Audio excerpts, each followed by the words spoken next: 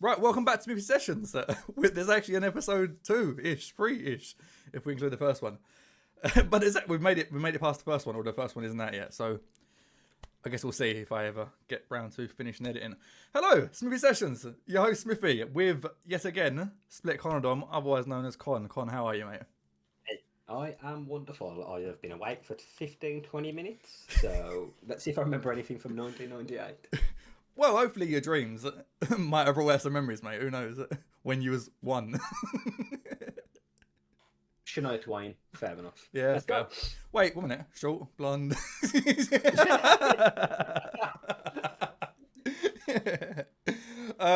Yeah, you were pleased to know, mate. No quick fire questions today. Nothing like that at all. We ain't got to go through that bollocks. Because, yeah, we've done it last time. We don't need to do it every single time. I've got down, mate, as the first thing, general Discord update. And there's absolutely fuck all to talk about. Because Discord's been pretty dead, because we're not doing the things in the future podcast that we're going to be doing, where we're going to be bringing discussions to the podcast again. So it's pretty dead. I'll give a special shout out for Soph, who got pannered by a dog. Oh, Soph did get pannered by a dog. That's the highlight of Discord. You know, I spent most of yesterday. Was it yesterday she put it in there originally? I think it was. I spent a solid 15 minutes looking for a meme of a dog going through someone's legs. Couldn't find it. Couldn't find it anywhere. I just kept seeing Ronaldo chop clips, and I was like, "Ain't gonna work." I was like, "He ain't gonna work. He ain't gonna do it." You got Ronaldo. I got the dogs running around the pitch. Have you? I mean, like them third round games. Have you searched? Did you search on Discord? Panna. Oh, can't remember. Mate, it's just birds drinking drinks. I don't know what it is. I don't know what panna means in a different language. It's just, mate, Google it. Look, Discord it. Panna in GIF. Right, live updates. One moment. Where's GIFs on here? GIF panna. Holy shit! See? Happy birthday! This ain't even drinks. This is whipped cream. This is oh my god! You don't need an 18+ to be on here, lads. Oh my god! So in between all of these thirst traps, I've just got this, and Smithy will see it later. But it is a GIF of a dog with a strawberry on its nose and whipped cream. Oh wait, you know what? I can open it. I can actually open it. Ah, very fair. Very fair. It's cute. It is. I'm also going to put one in the 18+ chat for you as well, just so no one feels left out. Oh no. And I'll leave it at that. Oh no. Yeah. Let's leave it there. Well, lads, if you do want to, if you do want to steal this, feel free. Yet again, links below. Join Discord. We have actually had. I wasn't going to leave this to the end, but we've had a couple of people join Discord this week. One was a bot, and one was a guy called Shaq, who obviously we have Shaka in the Discord. And I thought, oh shit, his account might have been got rid of, yada yada. Looked into it. No, this account's 2 years old. He joined the Discord and then left 6 minutes later. So I was like, cool. I was like, I spoke to Shaka like within the last couple of weeks, so like I know he's alright. Well, he's active anyway. But yeah, achievements. How's your streaming been going? I don't know what you mean, mate. I'm retired. I'm just. For those who don't know, I occasionally stream, but it's more if Smithy or other people aren't available to play Valorant. So I'm just like, fuck it, you can watch me, sure. Right, I'm looking at my YouTube shorts. Oh, next week's podcast. We are on 99,000. 1 minute, let me get this up. Get the exact number. 99,128 views. On my YouTube shorts, how to pick up girls, in brackets GTA 5. I'll be honest, do you know what might help slightly, fella? Go on. Releasing the podcast. Literally, it's gone up, I think it's gone up 6k views in the last week. So, fucking, come on, it's there, 100k. I don't care if it's not even a good video. It's a 100k video on my fucking YouTube. Come on. Something. You know what, I'm just going to quickly check now, because I have a secret YouTube channel that literally no one knows about from when I was a kid. I'm just going to see what my host viewed video is now, just for comparison. I'm not bragging because you shit all over me, but I'm just interested. Is this old COD montages? No, this is like West Brom montages, and there may or may not be one of me nan dancing. My most, believe it or not, is 379. And that is for the Premier League team's top players of 2010-2011. It was a picture montage. And that is at Conodom_split. Is that correct? Yeah, something like that, sure. Apparently I've got 2 subscribers. I'm scared. Well, mine you can see if I've subscribed, so it's fine. It's fine. It's not me. Moving on. I know the score. You little wanker. You have started to know the score a little bit, ain't you? I know obviously the way we do it in Discord compared to Super Brew. I think you actually came top last week in Super Brew, but they do the points slightly differently to how we do it in Discord. I'm stinking up the gaff at the minute.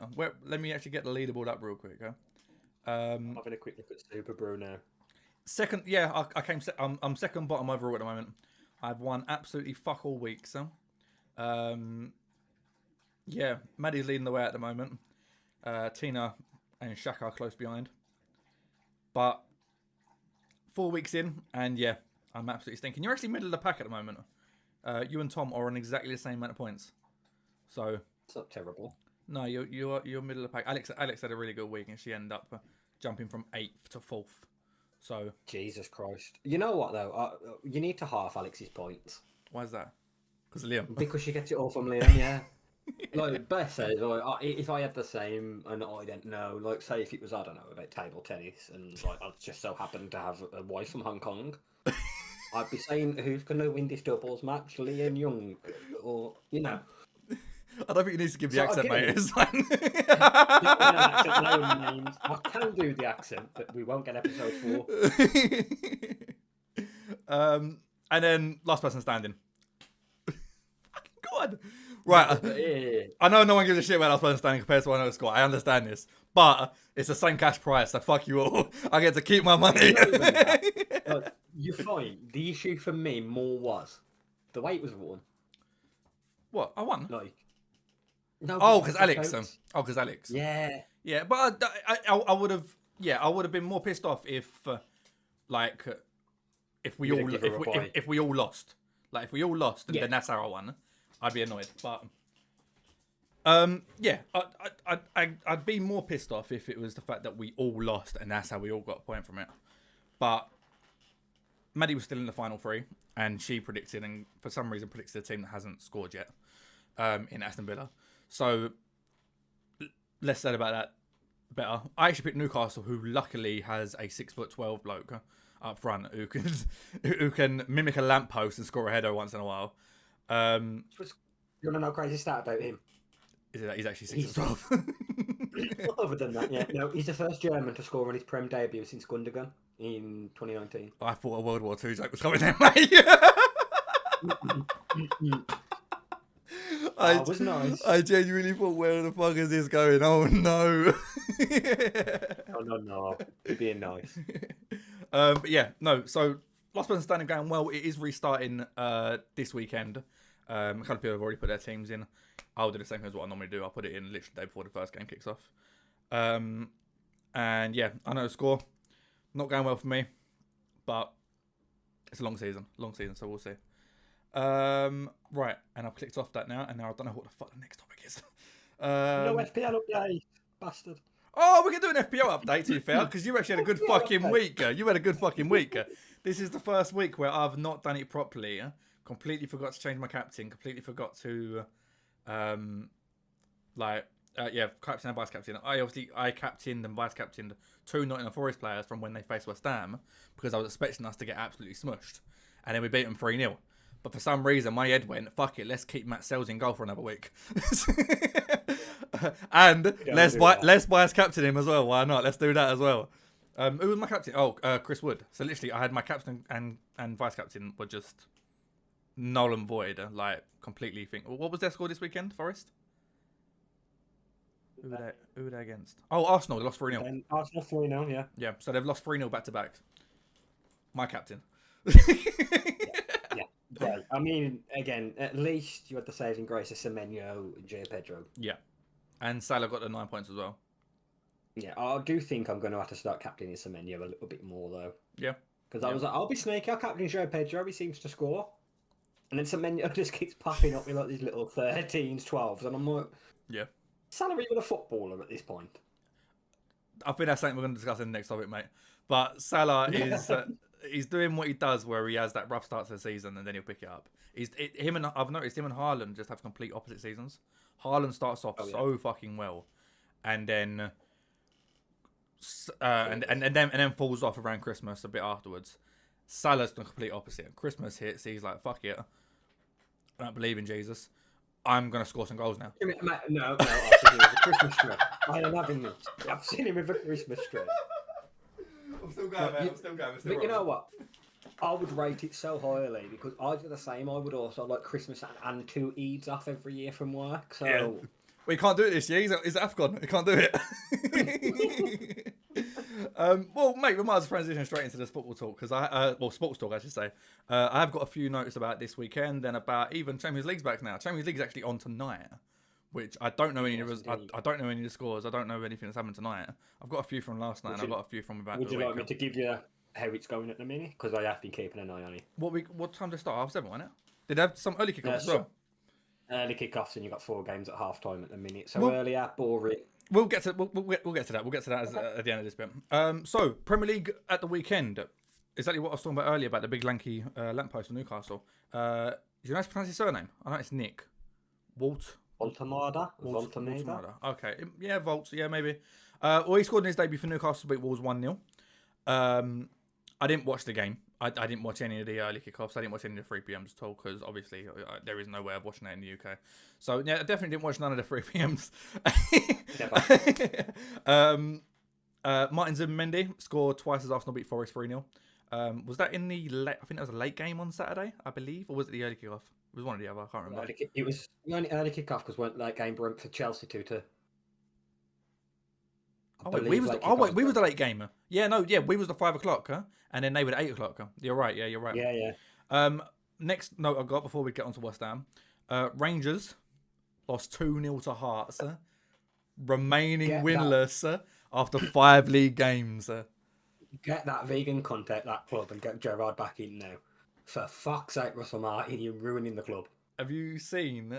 So I saw a link the other day from Mourinho. No, and he Benfica. Benfica. Yeah, confirmed in it now. Yeah, I saw it. They drew yesterday. No, they lost. No, lost 3-2. Lost 3-2. Yeah. Rangers. Rough start to the season. Yeah. Rangers, I've given up hope for this season. That Karabag result, I'm fucking worried about because you know where they've got next in Champions League. No. They're off to Copenhagen.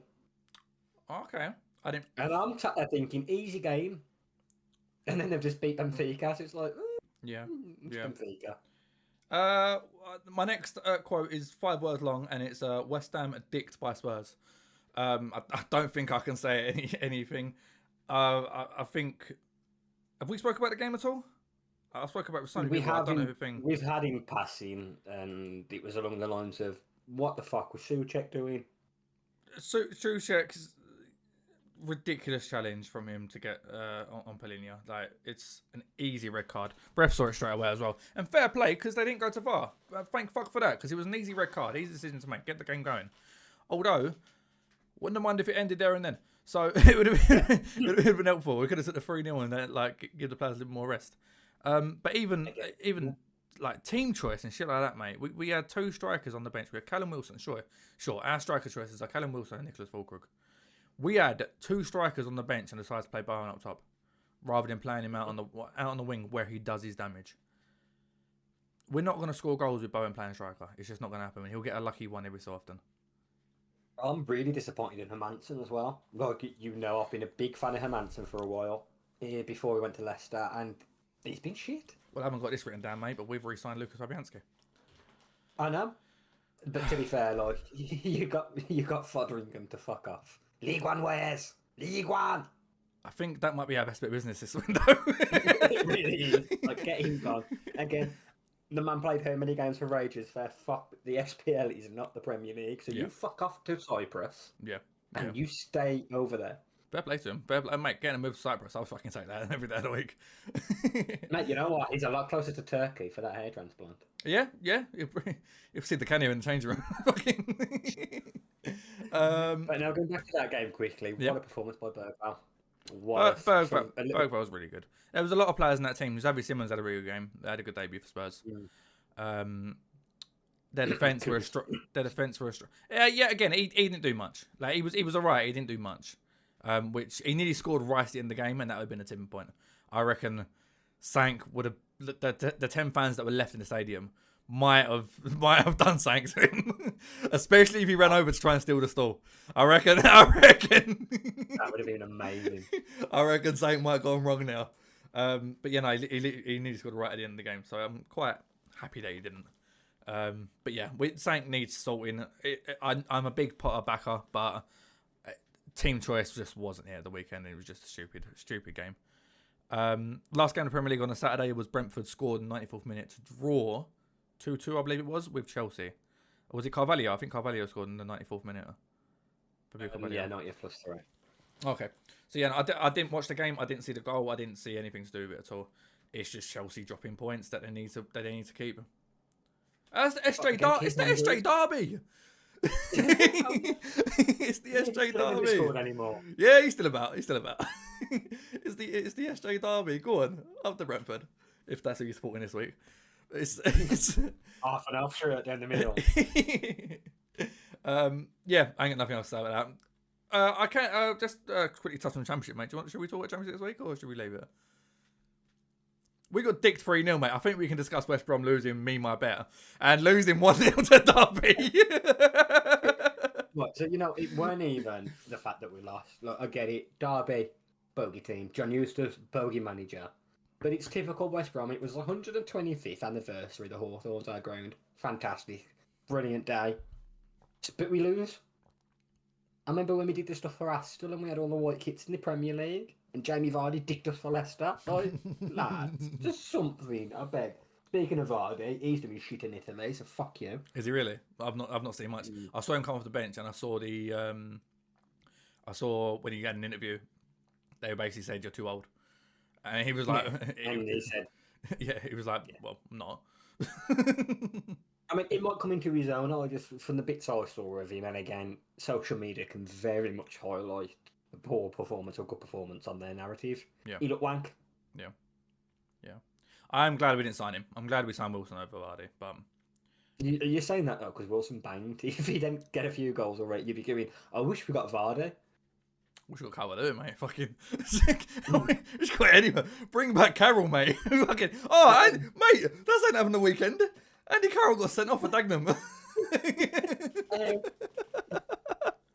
He was his game back from injury and he got sent off. Oh, mate, literally couldn't write. The owner gets sent off for playing. It's fucking Mr. Marinakis all over. Sorry, sir. Sorry. I just said sorry, sir. Oh yeah. Sorry. I didn't We mentioned Arsenal 3-0, don't we? I better say sorry. Oh, how's Olympiacos getting on? I'm pretty sure they're wank as well. Prick. Probably. Going over to the boxing for 1 second. The Undisputed World Super Middleweight fight was this weekend. I don't believe you watched it, did you? I didn't. I know the result. So Terence Crawford, I read, shockingly, beat Canelo Alvarez. Watching the fight, I didn't watch it live. I managed to wake up the next morning. I managed to leave my phone alone, and I watched the fight without having any spoilers. Crawford just, I'd say Canelo won about 3 rounds, maybe 4, but like literally from like the first 6 rounds, all Crawford, and it was like Canelo just won up for it. He just won up for it at all. It looks like he was. It's a horrible thing to say. It looks like he was there for a massive paycheck and moved on. It might be his last fight. It could be, but weren't there whispers about an injury or something? Oh, I don't know. The only thing, again, could be a load of shit, but I saw, again, social media, a clip of Aiden Ross quickly changing his bet from Alvarez. Just before the fight. I did see that clip. I did see that clip, yeah. And that makes you think, again, to get all the insider trading stuff, that might be going on separately, whatever. But even if it's not, is there an injury that he found out about? Is there something that, meant Camelo weren't on his A game? Mm-hmm. If he just got to get the piss beat out of him and had a fat paycheck, hi, Misfits, hello, someone can pound me. Pause. Someone complained there. Oh, that was at Rangers the other day, on the pitch and off the pitch.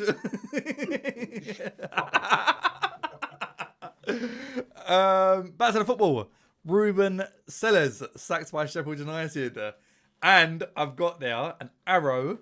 Chris Wilder again, question mark, and that has been answered.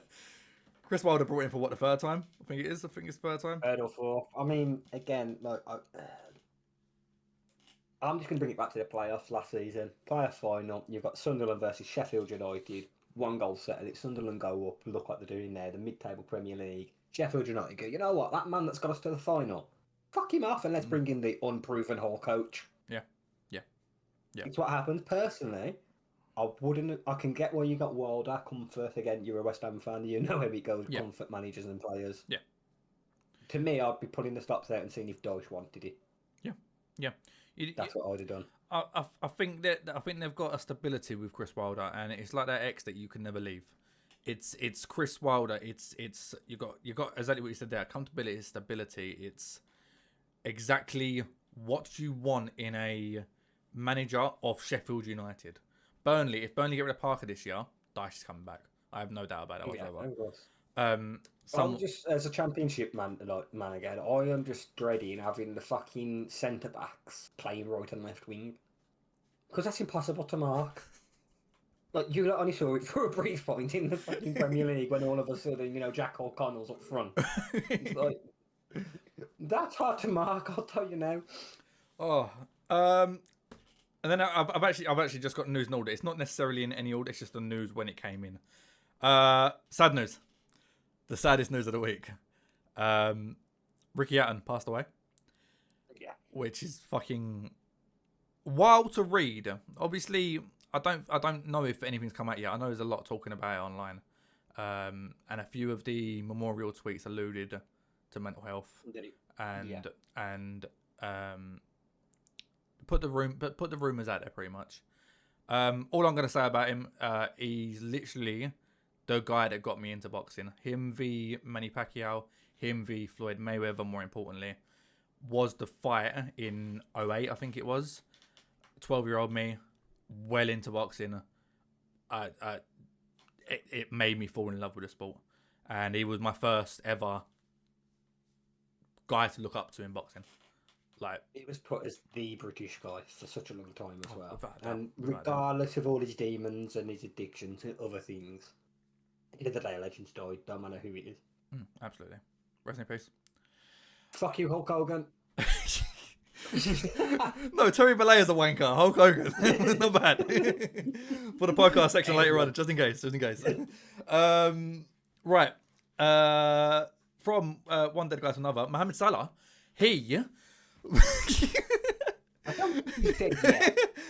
Salah scores added time penalty as Liverpool beat Burnley 1-0, ending. This was a fucking stat, by the way.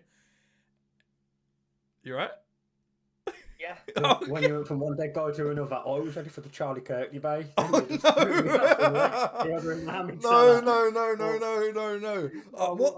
Wait. I can't believe we actually got like a podcast curse in the first episode where we got breaking news that fucking Charlie Kirk got shot in the podcast. I don't know if that's gonna make it in. I'll be honest, because it was more you saying Charlie Kirk's been shot, and I was like, who's that? I knew his face, but I didn't know him by name. That's me on Do Not Disturb now. So if anyone dies, I'll find out about it in a couple of hours. Sweet. There we go. Yeah, stat for Burnley.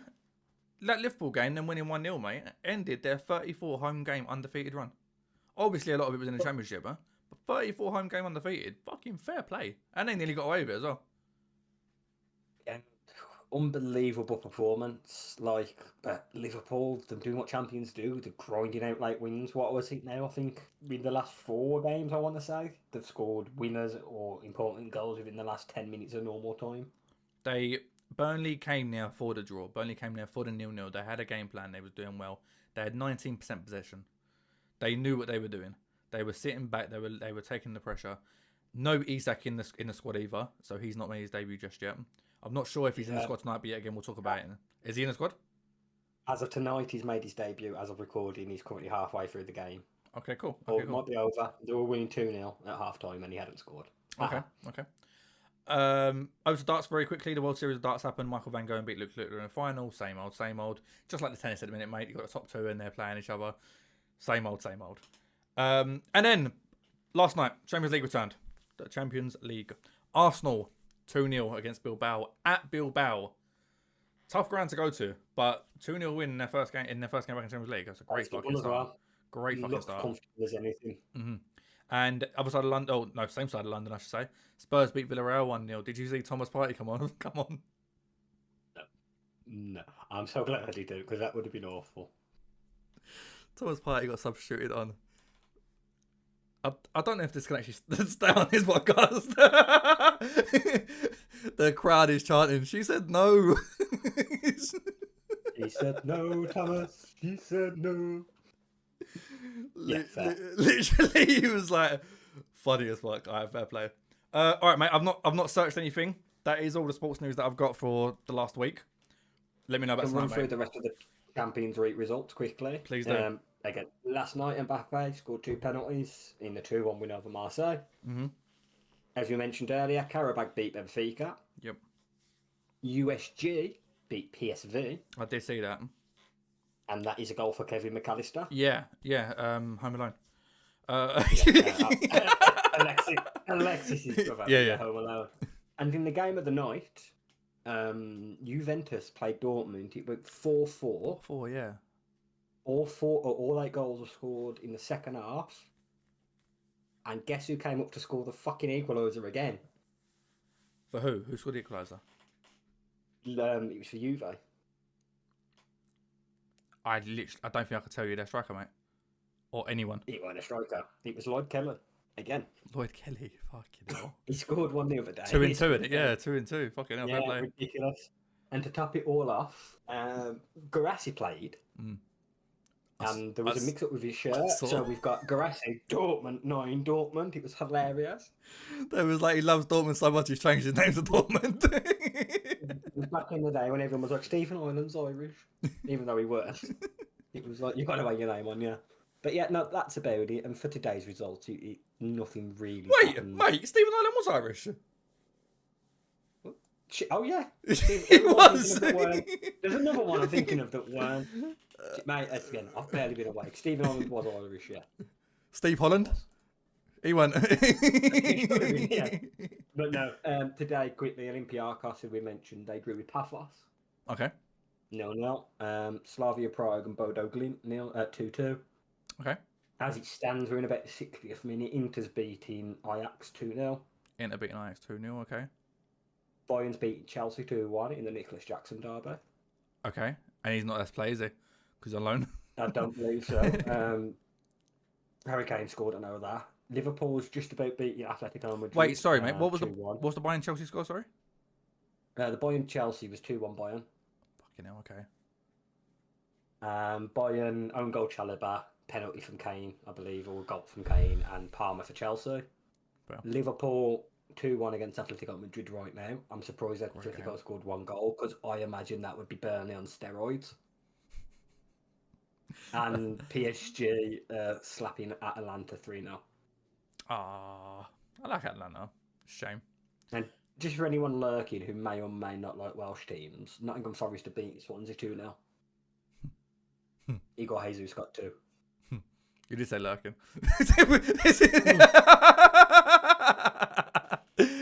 Same old shit. My man's a streamer. Nah, not me. Never. But yeah, that's all for the football update. Cool. Anything else happening this week, mate, that you can think of? Off the top of my head, not particularly. Perfect. I guess then we can quickly move into the sports in 1998. Obviously, this is a podcast where we go through the years. 1997 last one, 1998 this one. We're going to go through a few things that happened. A lot of it I don't really care about, but we're going to mention it anyway.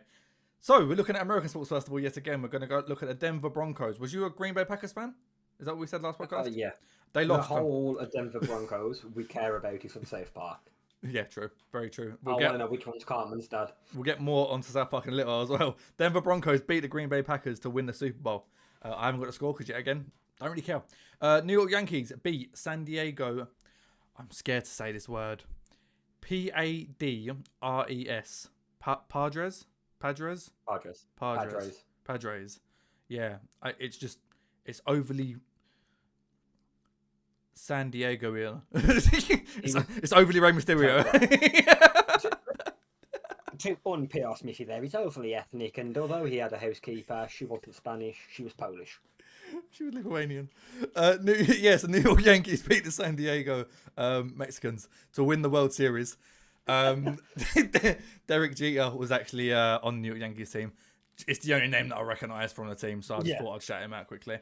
Chicago Bulls, shockingly, won the NBA Finals, beating the Utah Jazz. Same as 1997, Michael Jordan, Scottie Pippen, Dennis Rodman, among others.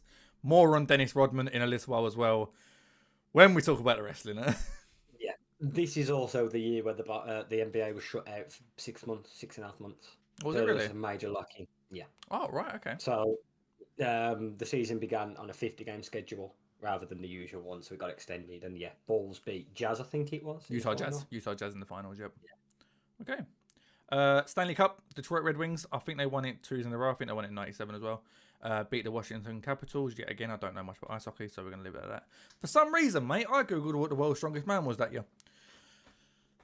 Just in case, Magnus Samuelsson. I'm assuming he's Swedish, but I don't know. So there you go. He was the world's strongest man that year. The reason why is because I want to eventually get to the point where I'm looking at Eddie Hall and everything, because they're the sort of guys that I might put in the Hall of Fame. I mean, I honestly thought Mark Henry was about to show up. No, I'd have mentioned that. I would have mentioned that. That's why I was looking. I was like, where's Henry? F1 world champion that year was Mika Häkkinen. I don't recognise him. There's another Häkkinen now, or Raikkonen? You're thinking of Kimi Raikkonen. Raikkonen, okay. Also finished, this guy as well. He's not finished, he won. World Snooker Championship, John Higgins beat Ken Doherty. Now, this is the name. PGA champion in golf for that year was Vijay Singh. Yeah? Yeah, you weren't expecting that one, was you, mate? Again? Okay, he's Fijian. Yeah. I was going to say, I've never seen an Indian golfer. I thought Vic Star in a Steinman video. I was looking at cricket, mate. I thought I ain't got to cricket yet, but we'll get there eventually. The Masters and the Open was won by a guy called Marco Mira, but yet again, I don't know who he is. The US Open won by Lee Janzen, but yet again, not a clue. Over to the tennis quickly. Australian Open. I'll be honest, I don't know none of these names really. French Open was won by Carlos Moya, who I do know, Spanish fella. Lindsay Davenport won the US Open. Pete Sampras, who won loads from the year before, also won Wimbledon that year as well. Over to the UFC, the first ever UFC welterweight champion was crowned that year, and I'm not gonna lie, I don't know who he is. His name's Pat Miletic. Pat Miletic beat Mikey Burnett. Not a place. No, me neither. At UFC Brazil to become the first ever UFC welterweight champion. A few things with the boxing. A few title fights that happened this year.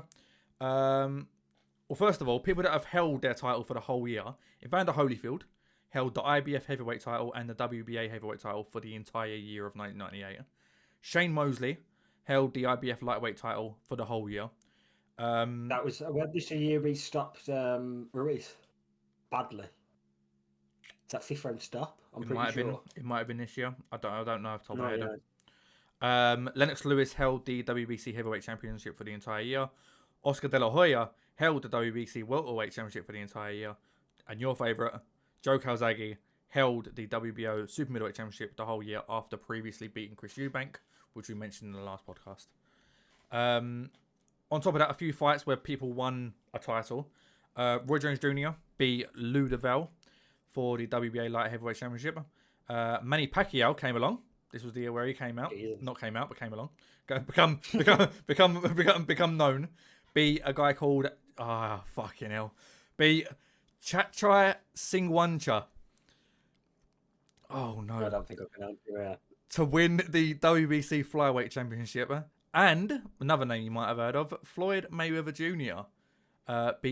Beat Gennaro Hernandez to win the WBC Super Featherweight Championship, which he did actually eventually give up to move up a weight division. But the guy that got beat up by Deji? What, Gennaro Hernandez? Oh, Floyd. No? Okay, cool. All right. I was like, I don't know what his name was. I think it's Pineda, weren't it? I don't know if they fought. I don't even know if they fought each other. Oh my god! All right, fair play. You done me there. All right. So, football-wise, something we can actually talk about a bit more. Premier League that year. Are you looking up anything? Have you seen anything about these sort of leagues? Again, it's trying to remember off the top of my head. 98 Premier League season. 97, 98. 97, 98. It wasn't Arsenal, was it? It was Arsenal.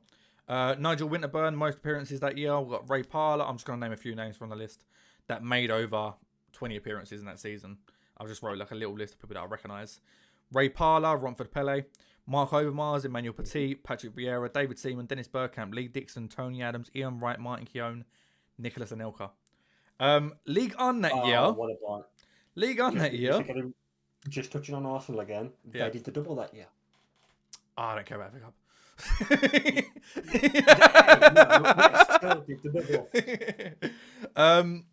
League On was won by RC Lens, which I wasn't expecting to read. After reading Monaco the previous year, I was like, oh, okay, it might be them again. It might be Marseille. It might be Lyon. Was PSG a team at this point? Who knows? RC Lens. Yep. 2002-ish. Onwards. The only thing I've got about their squad, mate, do you remember Vladimir Smithy, the one that played in the Champions League final for Liverpool? He was in the squad. Yeah. He was in the squad. That's about as much as I got for that team because I didn't know anyone else. Bundesliga, FC Kaiserslautern Fair. won the league that year. Michael Ballack, the only real name that I knew from that squad. Before Leverkusen, then yeah. Yep. But yep, they done that. Juventus won the Serie A, I believe, back to back. Zidane, Del Piero, Edgar Davids, just to name a couple. And Barcelona won the La Liga that year. Real Madrid won it the previous year. I've just got written down Luis Figo, Rivaldo, and Pep Guardiola. Champions League that year was a 1-0 victory. Real Madrid did win, featuring players such as Fernando Hierro, Roberto Carlos, Clarence Seedorf, Raul, Fernando Morientes, and Davor Sucre. And then 1998, it was the World Cup year. France beating Brazil 3-0 in the final. And just to name a few names again that played in the final: Fabien Barthez, Lilian Thuram, Marcel Desailly, Lizarazu. I fucking used to love that guy. Emmanuel Petit, Zinedine Zidane, and Patrick Vieira. The reason why I like Lizarazu is because I was a kid and I thought his name was fucking hilarious. It's a bit like Kaka. Kaka is one of my favourite players of all time because I knew his name meant shit. And I was like, I love this guy. Literally, this is football 2003. This is football 2004. It was one of them games. I played Kaka in goal because I thought it was hilarious. The cunt was unreal. Because it's when keeper mechanics weren't... They're still not great. But it's when the keeper mechanics... It didn't matter who you put in goal. They all played the same. Kaka was an unbelievable goalkeeper. You just reminded me of something I did see. They're not quite Kaka, but there was a game on the PSP. Might be a bit older than you at this point. It was World Tour Soccer. I don't know if you've ever heard of it. I do remember it, but... There was a player for the South African team. His name was Job. I know Job. And I just used to find it hilarious. I know Job. Why do I know Job? Was he ever in the Prem? I don't think he might be. Job. Oh, I don't know.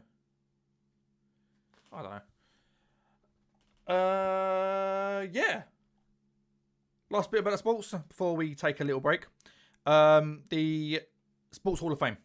So there are a lot of players on here that I've just mentioned. It's not everyone that I mentioned just there. I don't feel like is good enough to go in the Hall of Fame.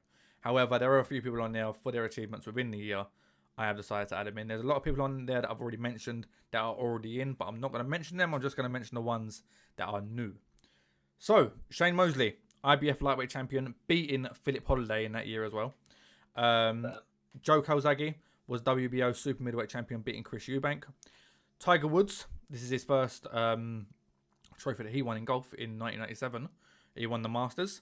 Mark Coleman, UFC heavyweight champion, beating Dan the Beast 7. EPL winner in 1997 was Manchester United. I have put Ole Gunnar Solskjaer. The amount of goals that he scored off the bench for that season, unreal for a sub player. I do believe you might be a year early. No, he done well that year. What do you mean? No, he done well in 99 as well. He done well in 99. No, I know, but I put him in for 99. No, he's going to go in again. But League unwinner that year for Monaco was Thierry Henry, so he's now gone in.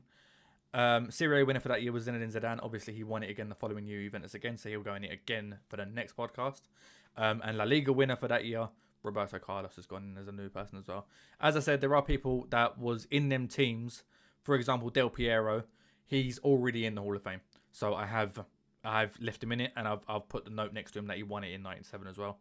Rail, Seedorf, yeah, again, not going to go for them all. Most of the Man United team was already in the Hall of Fame, and I'm not going to re-add them in. I mean, I would just like to have some honourable mentions for 98 if you've Course. not got them in. For, Just in case. For 98, as in next Hall of Fame? This is the 97 inductions. Never mind. Cool, we'll leave it until the next one. Right, moving on to music. Now, not a lot really happens in the music industry over the week to week. All I've got written down, mate, really is one for me and one for you. I've got a little note for me and a note for you. I've got K-pop Demon Hunters still running the charts because at the moment it is still running the charts. And then I've got Sabrina Carpenter, new album, doing bits as expected, of course. I'll be honest with you. Yeah, Sabrina Carpenter, I'm not the biggest fan of. I don't really know what to say here. I get why people like her songs and like her music. It's just not for me. And maybe it will be in 5 years. Maybe. Oh my god. Stay with me. Oh mate, it's gonna come on the screen. Small, long, and pretty. That's all you need to know about the woman. Well, yeah. But yeah, no. Talking about music. Fair play to her. Only other thing I can bring up to you is, again, the album didn't come out this year or recently, but the music video did for City Walls, and that's 21 Pilots Breach album. City Walls is one of their songs. The music video came out, which was the final project of all of the 21 Pilots building up for this. That's where you're going back through Blurry Face. It basically links it all together. It's a fantastic video. Okay. I went away, it was out. Shout out to Sam, he's the one that showed it me, and it was fucking phenomenal. Well. So them who like that kind of music, like music videos that can go art and span years, I definitely give the whole 21 Pilots, kind of Blurry Face, Clancy, etc. A run through it. It was quite a good one, and now unfortunately, not for me but for stream, most of them are for you and DJ is 21 Pilots. Well, I do like 21 Pilots. I'm not the biggest fan. Obviously, back in the day when we used to go through the top 10 list in Discord of like the musicians, and I would ask people who would you want me to do it on. 21 Pilots, doing 21 Pilots at that point introduced me to a lot of their songs that I never knew and realised they're good. They're really fucking good, and I didn't realise that. And what kind of the funny part for me was, I don't know if you saw it a few months ago, and it weren't that long ago. At a 21 Pilots gig, someone stole one of the drums. Okay. And there was a video of a clip saying you can't steal that. They used that in the video for City Walls. Fair. The clip from it, the audio clip, and I thought that's fucking brilliant. Fair. Like, them definitely plugged into the ground, and I love that kind of stuff. Very good, very good. But yeah, no, nothing else major to say. There's not really a lot of news going on at the minute in the music sphere. Bieber's obviously still about. Bieber's new album actually dropped last Friday. Did it? Yeah, exactly. I haven't heard it. I haven't listened to it. I haven't gone out my way to listen to it. I'm assuming there'll be a couple of songs in the charts over the next couple of weeks. But yeah, again. Since really Purpose, I mean, I am a man that went to the Purpose store. Since then, I ain't really bothered with Bieber. It's a bit. Did he touch me? I love Selena, but I'm married to Hailey. Like, get over yourself, man. You're rich, you're famous. Like, I'll get bummed by a black man for that amount of fame.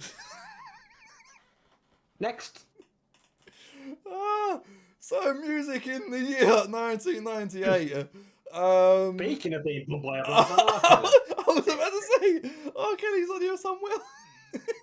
you're right. He definitely is. And I'm going to bring it up straight away. There is a certain R. Kelly song from this year that unfortunately, I don't know whether or not it does make the list, but it's cause for concern personally. So what it is there's a song for R. Kelly and Celine Dion. I don't know if you know it. It's called I'm Your Angel.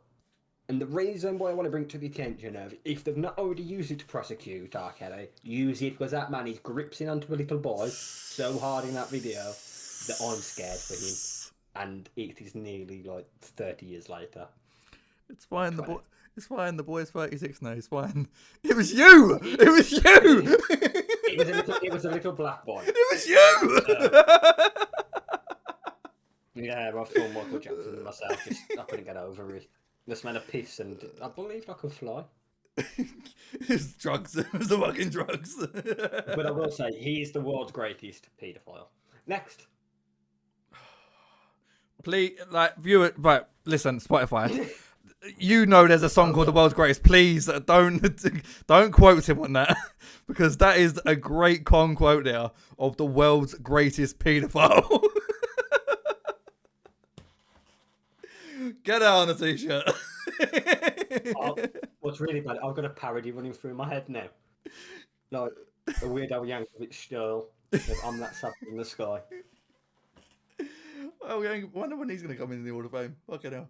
Right. So some of the songs, No, some of the songs from 1998 I've got here.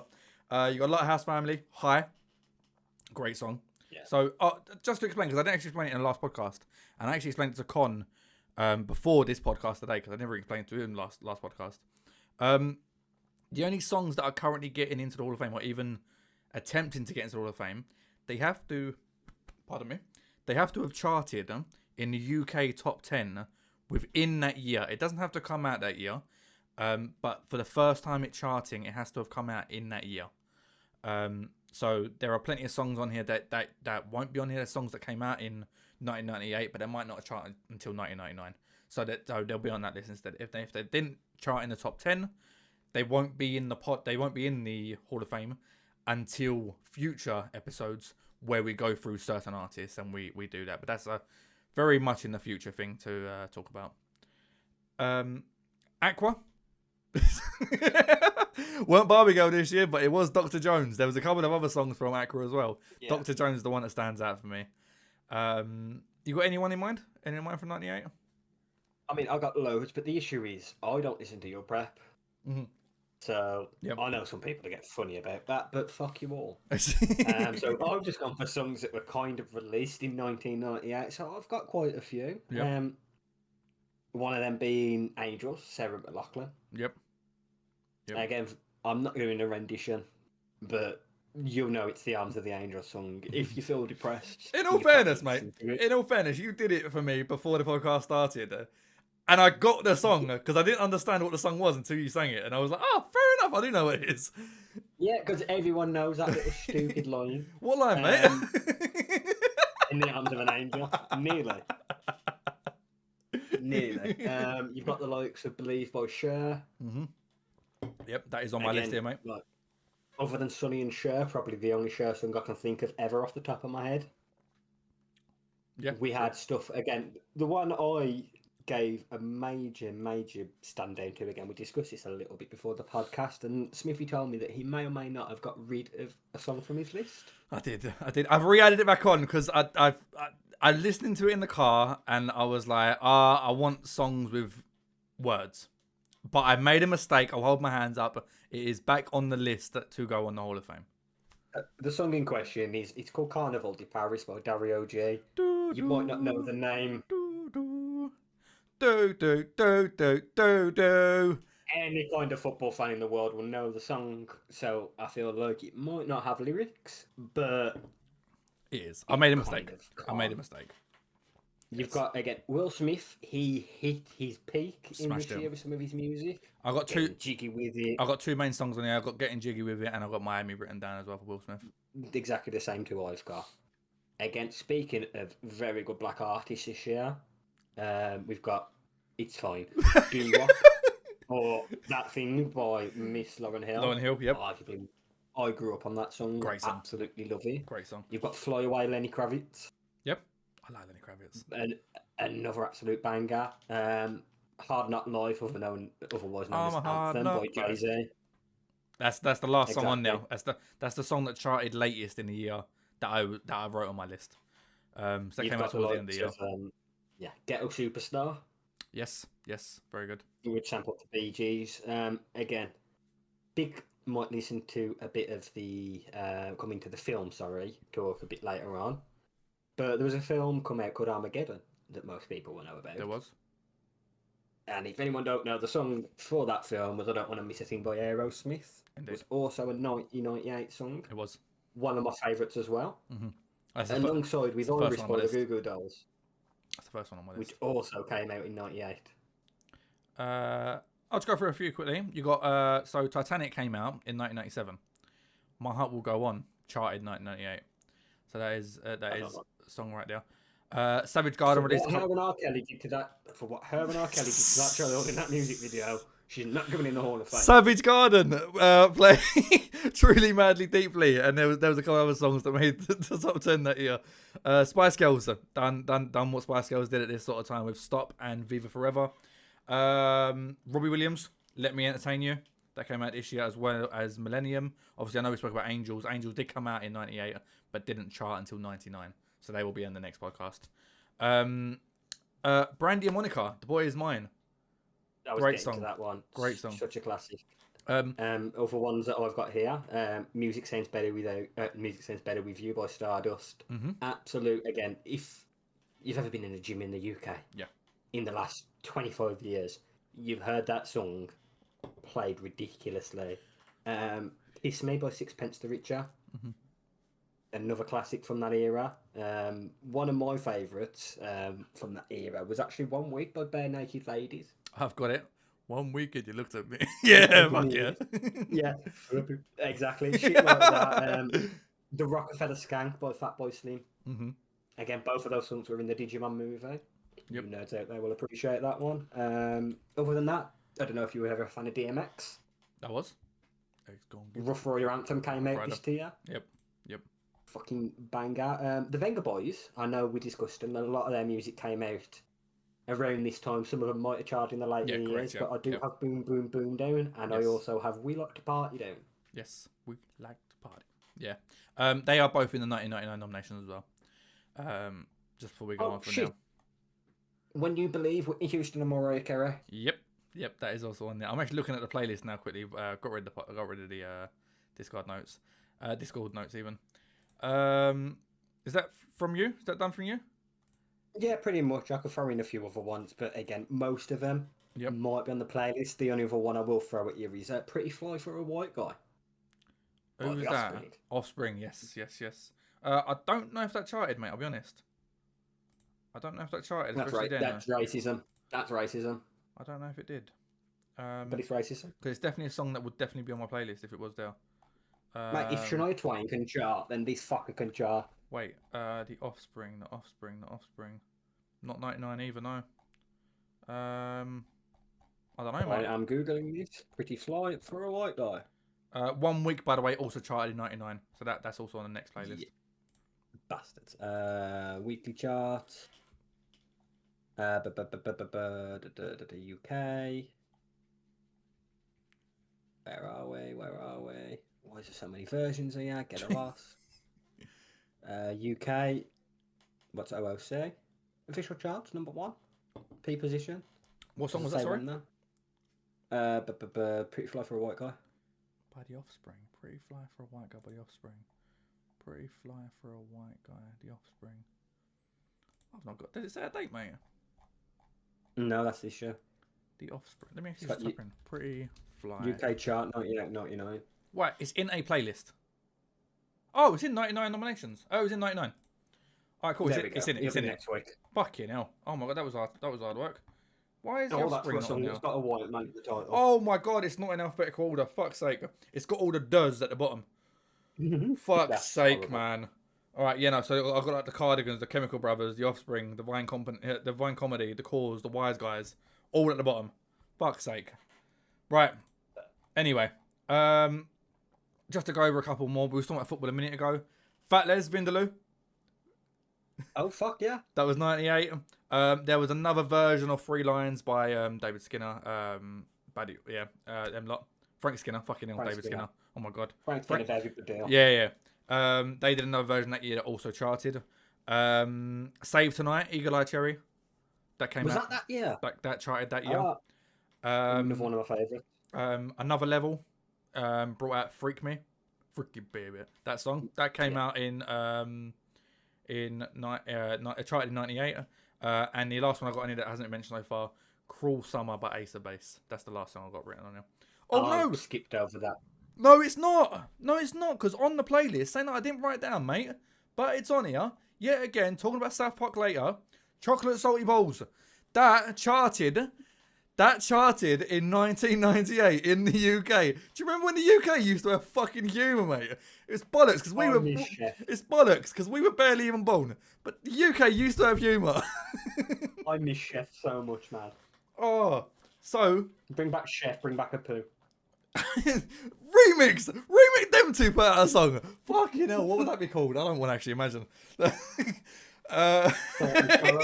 Salty caramel and chocolate brawls? I don't know. Well, Pooh wouldn't trust him in the shop, so. And just to go through quickly, the Music Hall of Fame editions. So these are songs from 1997 that have charted, and I've decided to put them into the Hall of Fame. There is only 21 songs. There's a few artists on here. I'm just going to go through the artists rather than the whole songs. Diddy is here. Can't look behind him then. I'm too old. We have got in alphabetical order because I'm autistic. Aqua, Backstreet Boys. There's 2 songs from Backstreet Boys that have gone in. Boyzone, Cardigans, Chumbawamba, Tom Thumping of course. Diddy, I'll Be Missing You with Faith Hill. Gala, Freed from Desire, that came out in 97. Hanson, Mbop. Feel So Good by Mace. Torn, Natalie Imbruglia. No Doubt with Don't Speak. Notorious B.I.G. 2 songs. You got Hypnotize and Mo Money, Mo Problems. Olive with You're Not Alone. Robbie Williams with Angels. Ultra Nate with Free. And Will Smith with Men in Black. Elton John with Something About the Way You Look Tonight. En Vogue and R. Kelly were already in the Hall of Fame. Based on their songs only, not the people they are. Because otherwise we wouldn't be able to do a Hall of fucking Fame. LA has been in the Hall of Fame since it started because it was younger than 16. Talking about TV, I ain't got much input for this, but That is cool. I will crack on. So, Con, have you watched any TV over the last week, mate? have a bother. No movies, no TV series, nothing, no? Don't think. Any TikToks? Get me a class of Sidemen Among Us as a movie because them cunts are hours long. Oh, I saw the new one come out today, and I was like, I've got lots to do. I don't think I can do it today. I was like, I'll try and fit it in tomorrow. I've got about 25 minutes through it, and then I went for a nap. Fair, very fair. You're like a podcaster rules, aren't Yeah, I was like, I'm gonna wake up for this.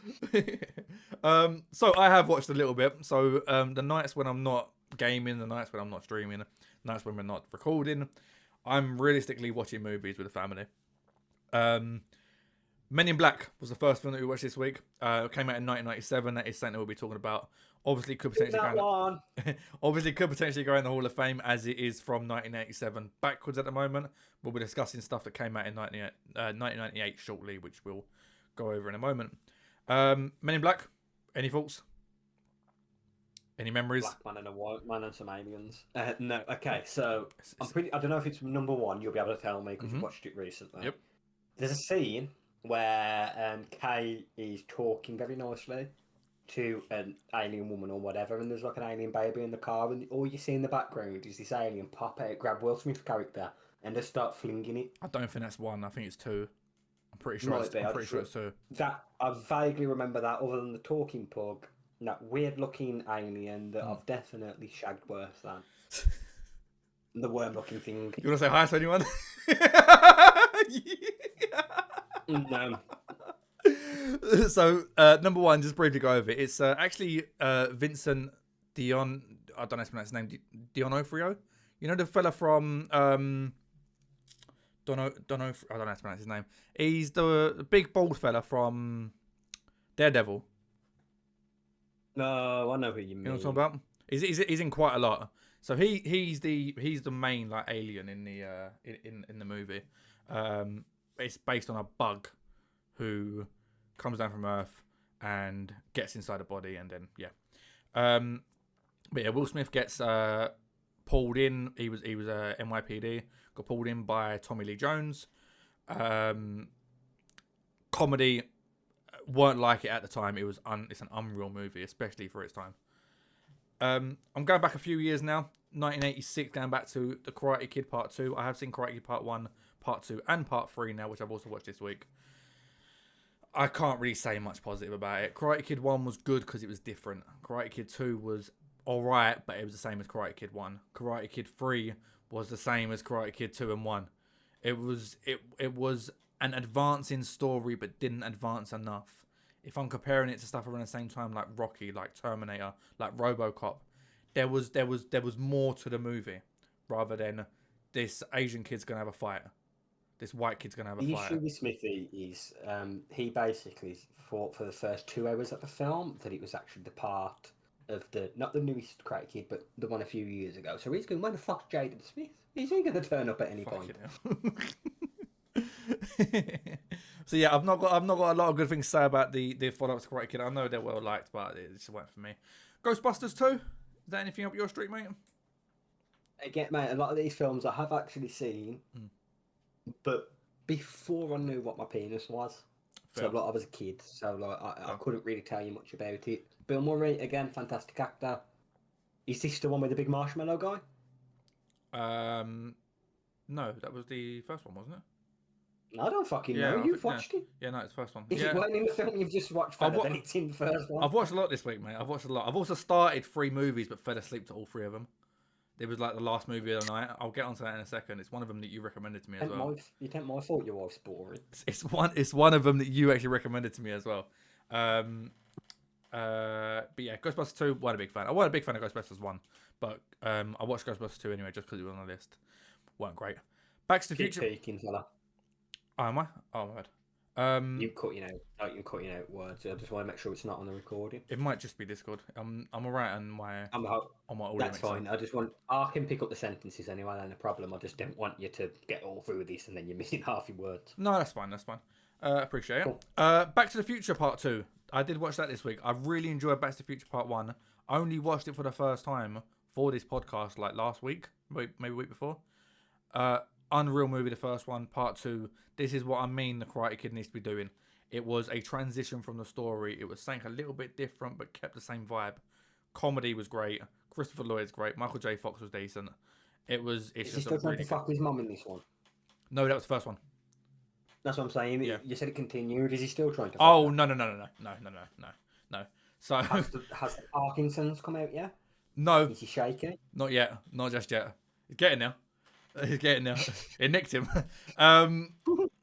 Kids film. Watch this with Jess. Beethoven.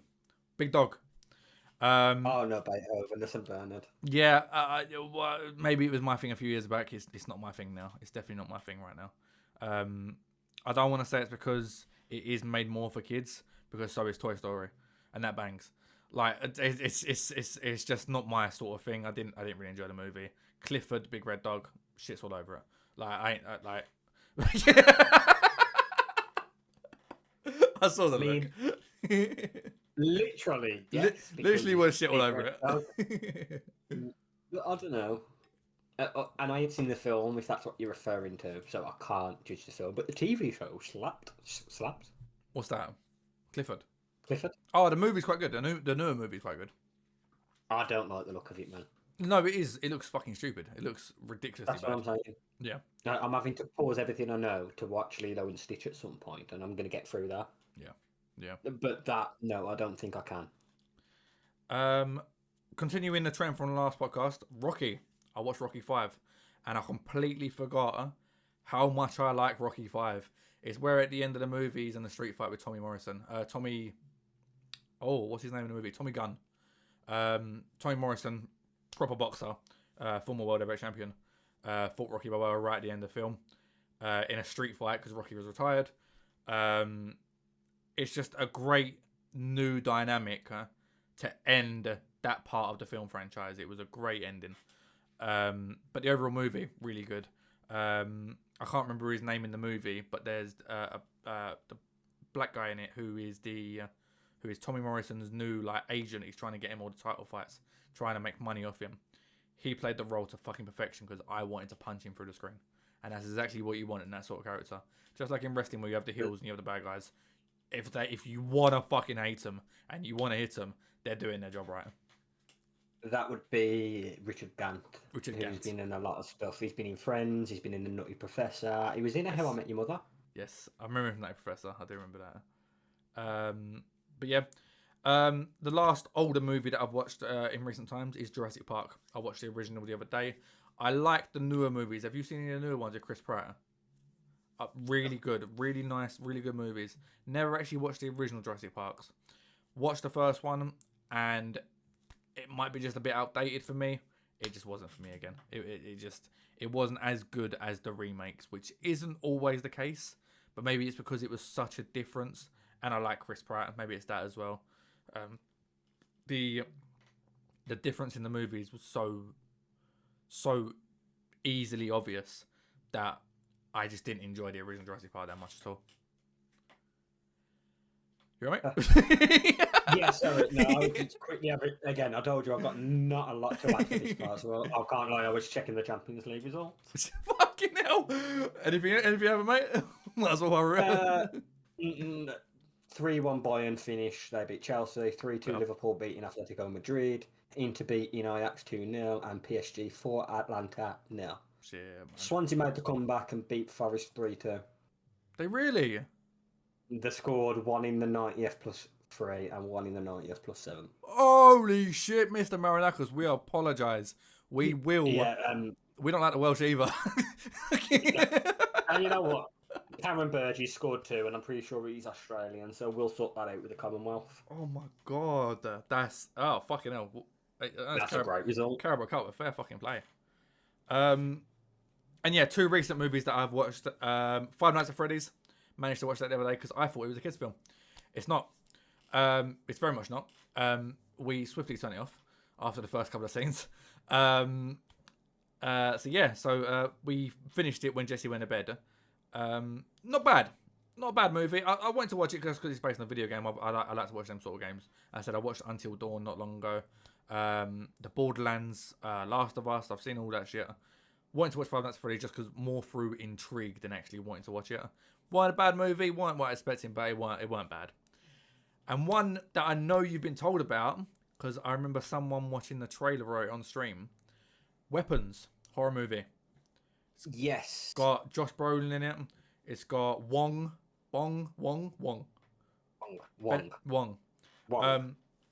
His character in it. What you see in the trailer is that he is suited and booted, talking proper. He's just a regular guy. Holy fuck, he changes dramatically in the movie. It is one of the best films in the horror genre anyway I've ever seen. And I've heard a lot of good things. I only watched it. It was last night, but it takes a lot to actually jump scare me when I'm watching a movie. It got me a couple of times. Like a few jumpy bits actually works, which don't normally happen nowadays. But horror movies are normally like you can see what's coming easily.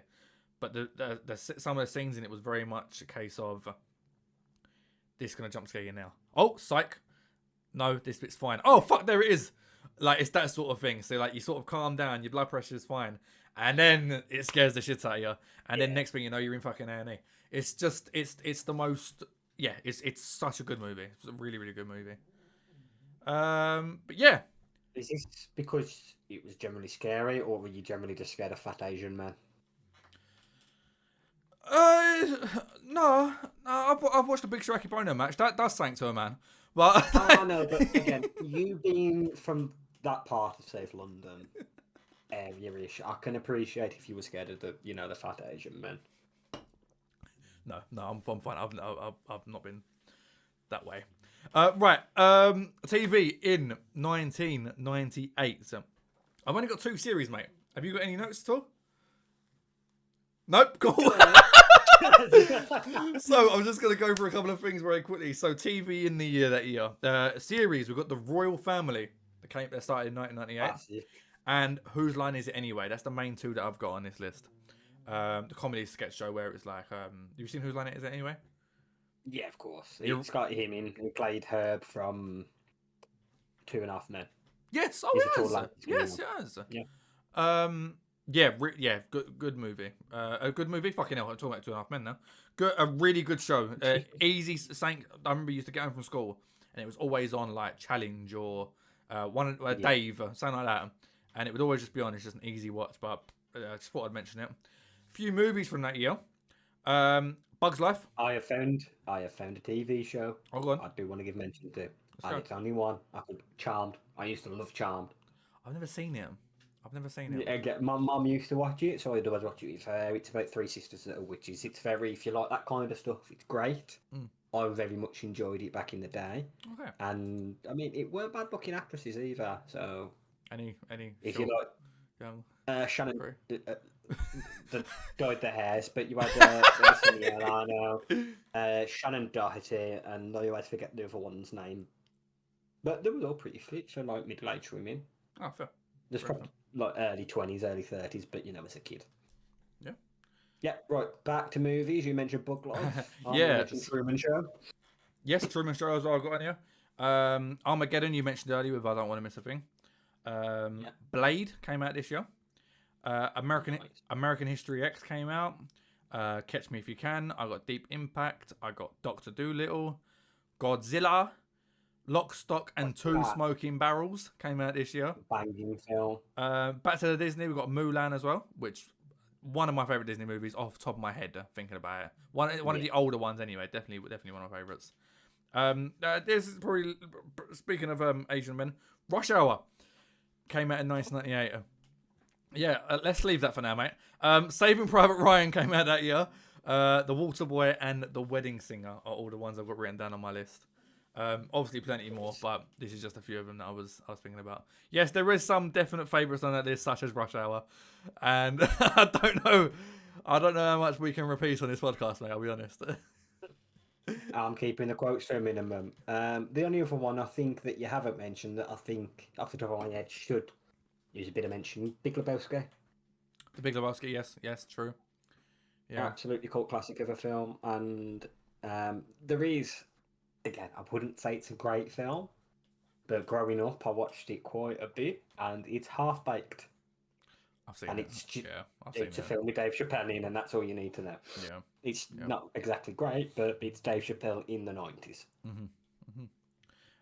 And just to finish off the TV section of the podcast, we have got the TV Hall of Fame. So yeah, again, this is based on the actors will go in the Hall of Fame rather than the movies, but it's the movies that are the reason why they get in the Hall of Fame. So, for example, Men in Black, 4 new people going into it. You got Tommy Lee Jones, Will Smith, Vincent, how you pronounce his surname, and Rip Torn, who is Zed in the movie. I can't believe they had a kid surnamed Torn and named him Rip. I mean, it's a double acronym, I guess. I've googled it. That's not actually his first name, but still, fucking stupid bastard. One more film to the list. I'm very sorry, but Barney's Great Adventure also came out in 1998, and it's one of R. Kelly's favourites. Oh no! Back to the Future Part 2 is also in the Hall of Fame. Michael J. Fox, Christopher Lloyd, and Thomas F. Wilson, who is the bully from the movie. The one that bullies Michael J. Fox's dad. Great, plays really. In the second one, he plays 2 different characters, and both of them really good. Continuing the Rocky trend, Rocky 5 I have put in. Arguably, right now, my favourite Rocky that I've seen. It's very an unpopular opinion. Everyone loves Rocky 1. People don't mind Rocky 2, and then it goes a bit downhill. Rocky 4 is loved. Rocky 3 isn't liked. I think Rocky 3 is probably my second favourite. Like, it's one of them ones. Like, I love... It's a weird thing to say, Terry Bollea, really good in that movie. He was only in it for 10-15 minutes, but he was such a good heel in that movie. And then Clubber Lang as well, Mr. T. Fonderlips, whatever his name was. Fonderlips, yeah. And then Mr. T was really good in it as well. Obviously, he had a bit more experience acting. But when Stallone beats up both the main event of WrestleMania 1, it's not a bad thing, is it? Speaking put himself over. Speaking of, the boxing merging, we'll get onto the wrestling shortly, and, I would argue the worst performance of the year came from Mike Tyson. Oh my God, you know what, mate? I didn't even put him down. I completely forgot about that. I've put down the main event. I've put down the main event of that show, and I've gone through that show. I completely forgot to mention that Mike Tyson was Special Enforcer. He was just there. He just went, hi. Yeah. But yeah, we'll get to that in the wrestling part, because he wasn't the only person who looked like a cook in a certain match. Rocky 5, yes. So Stallone, Talia Shire, who played Adrian, Burt Young, who was Paulie, are already in. I've put Richard Gant in, as I said, for his character in that thing. Tommy Morrison and also Sage Stallone, who played Rocky's kid. For the first time in the movie, had a massive part and did it really well. A film that you'll appreciate, definitely, Of Mice and Men. John Malkovich. Gary Sinise, I don't know how to pronounce his name. Sinise, I don't know what it is. He's actually already in the Hall of Fame, because in Forrest Gump, he played Lieutenant Dan, which I completely didn't put two and two together. So he was George in Of Mice and Men, and that's Lieutenant Dan in Forrest Gump, which I didn't put together at all. I've also put Ray Walston and Casey Siamasco, who is what's his name? Curly, and Curly is Casey, and Ray is the black guy, no one that got kicked by a horse. I can't think of his name though. Neither can I. I can just remember the horrible words that people used to say in English class. Yes, but you was in the book. It don't matter if it was in science. It was in the book. And then a couple of series just to end off with. I've got Recess from 1997. Pure classic. I've got a load of names on here. I'll be surprised if you know them, but they're basically the voices of TJ, of Vince, of think I ain't gonna go through them all, but they're all in there. South Park as well. I've got 3 names on there: Trey Parker, Matt Stone, Isaac Hayes. Done most of the voices overall, so I put all 3 of them in there as well. It's quite hard to put voice actors in a Hall of Fame because it is just reading a line, but it's also. But it depends on who, there's certain people who'll just give a voice line, and you're like, but then I'd argue people like Hank Castellano, who did Homer, Nancy Cartwright, people like that. They're in it already. Tara Strong, Hank Azaria. It's them sort of people. Yeah. Tara Strong did everything. She did the My Little Pony, basically anything from the early 2000s onwards that was a cartoon. It was Tara Strong. Mm-hmm. Fair. But yeah, no, that is a TV section done.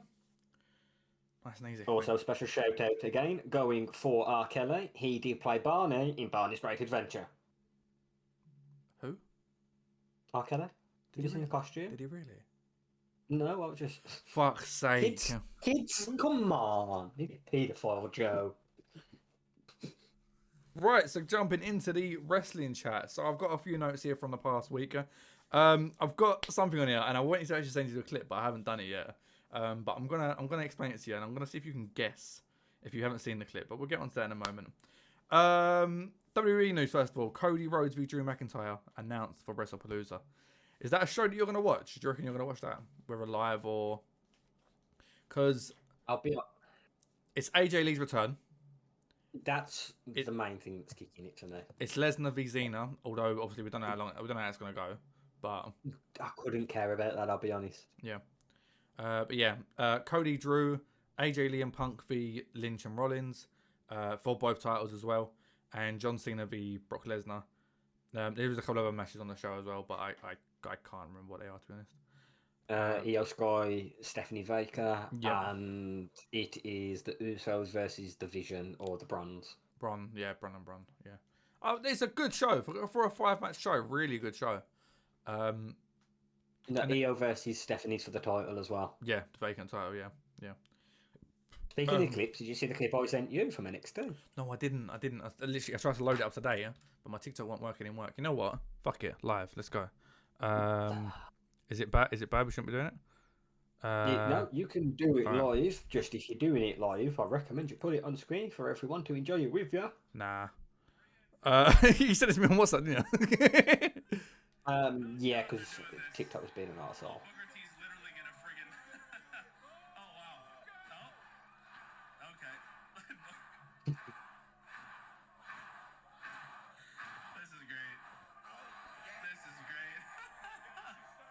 This is great. Wow. Yeah.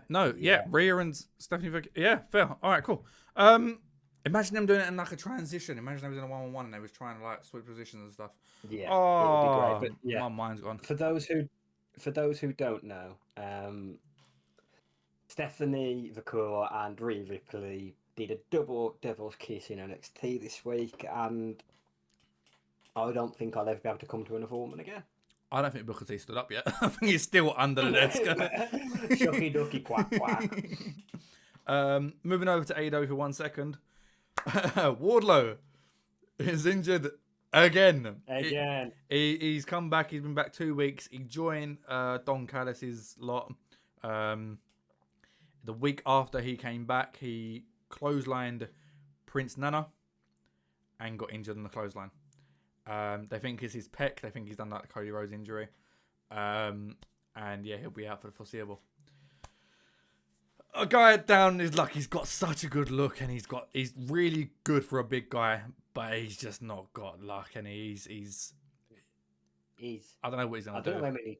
Yeah, because you get to a point where he's lucky in a way that he's got Tony Khan as a manager. Yeah. Because from what we've heard, he's just a fan with a lot of money, so he might still try and book him. But anyone with any sense sees that many injuries and goes, piss off to the Indies for a couple of years. Mm-hmm. If you come fit, we might try and take you back. Yep. Right, this is the funny clip. Sandman. Do we know anything about him this week? I ain't seen anything he's All done right. this week. So he went on a podcast with Matt Cardona and Kurt Hawkins. Did you see the clip of Raven the previous week, by the way? No. Right, let me tell you this one first of all. So Raven's sitting there, and he's like, he turns around and he's like, haven't you got like a third guy that like is with you? And he sort of looks. I did see that. He Yeah. looks there. He's like, yeah, some guy that like put a lot of videos on the internet, tries to get himself over, and W didn't like it. Matt Cardona was like, that was me. It was like, that was me. So the same podcast, but this time they had Sandman on. So he went on now. And obviously, this is just after ECW came back.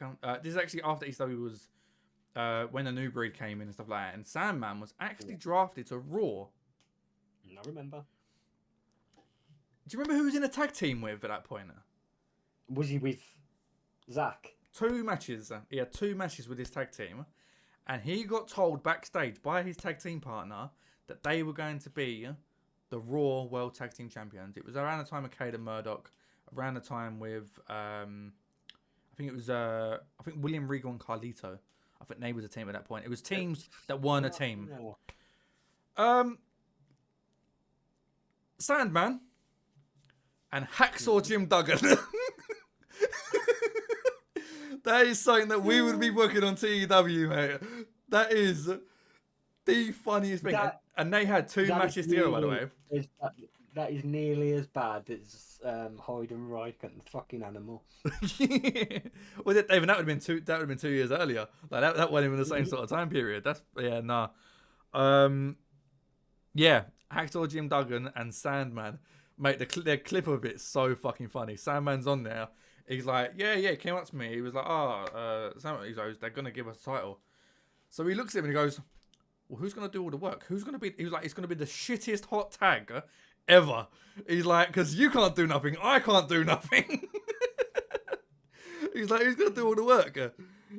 And then people were online thinking about like different team names for them, and they was like, well, they've got wood, they can be like the woodman, like 2x4. Like, one's got a cane, one's got a cane, one's got a 2x4. Who knows what can happen? But yeah, that was nearly a thing. My head immediately went to Enter the Ho. Yeah, well, the thing is though, they weren't using Enter Sandman at that point, so I don't care. Enter Sandman is Sandman's song. It always has been. Going from saying, no, you know what? I don't think this is negative. It's bad. WrestleMania 43 is to be held in Saudi Arabia. Now, the reason why I say it's not that bad is because it will finish by 10 p.m. UK. Yeah. And a quote. The whispers are they're trying to fix the mistake of that tag team match. What tag team match? Brothers of Destruction versus DX. Oh my god! So please don't. They can't fix something that's unfixable. Unfortunately, it's like putting Hunter and Goldberg back in now. It's like that match. That match is more likely to be better this time because now they know what they can do with cinematics and shit like that. But the issue is, in that match, one man lost his mask, one man lost his pec, and all 4 men lost their dignity. Mm-hmm. When the best man in that match, the best performance, was the guy that was retired for a few years. It says What a do you mean lot. mate, the best performance in that match was the fucking ref?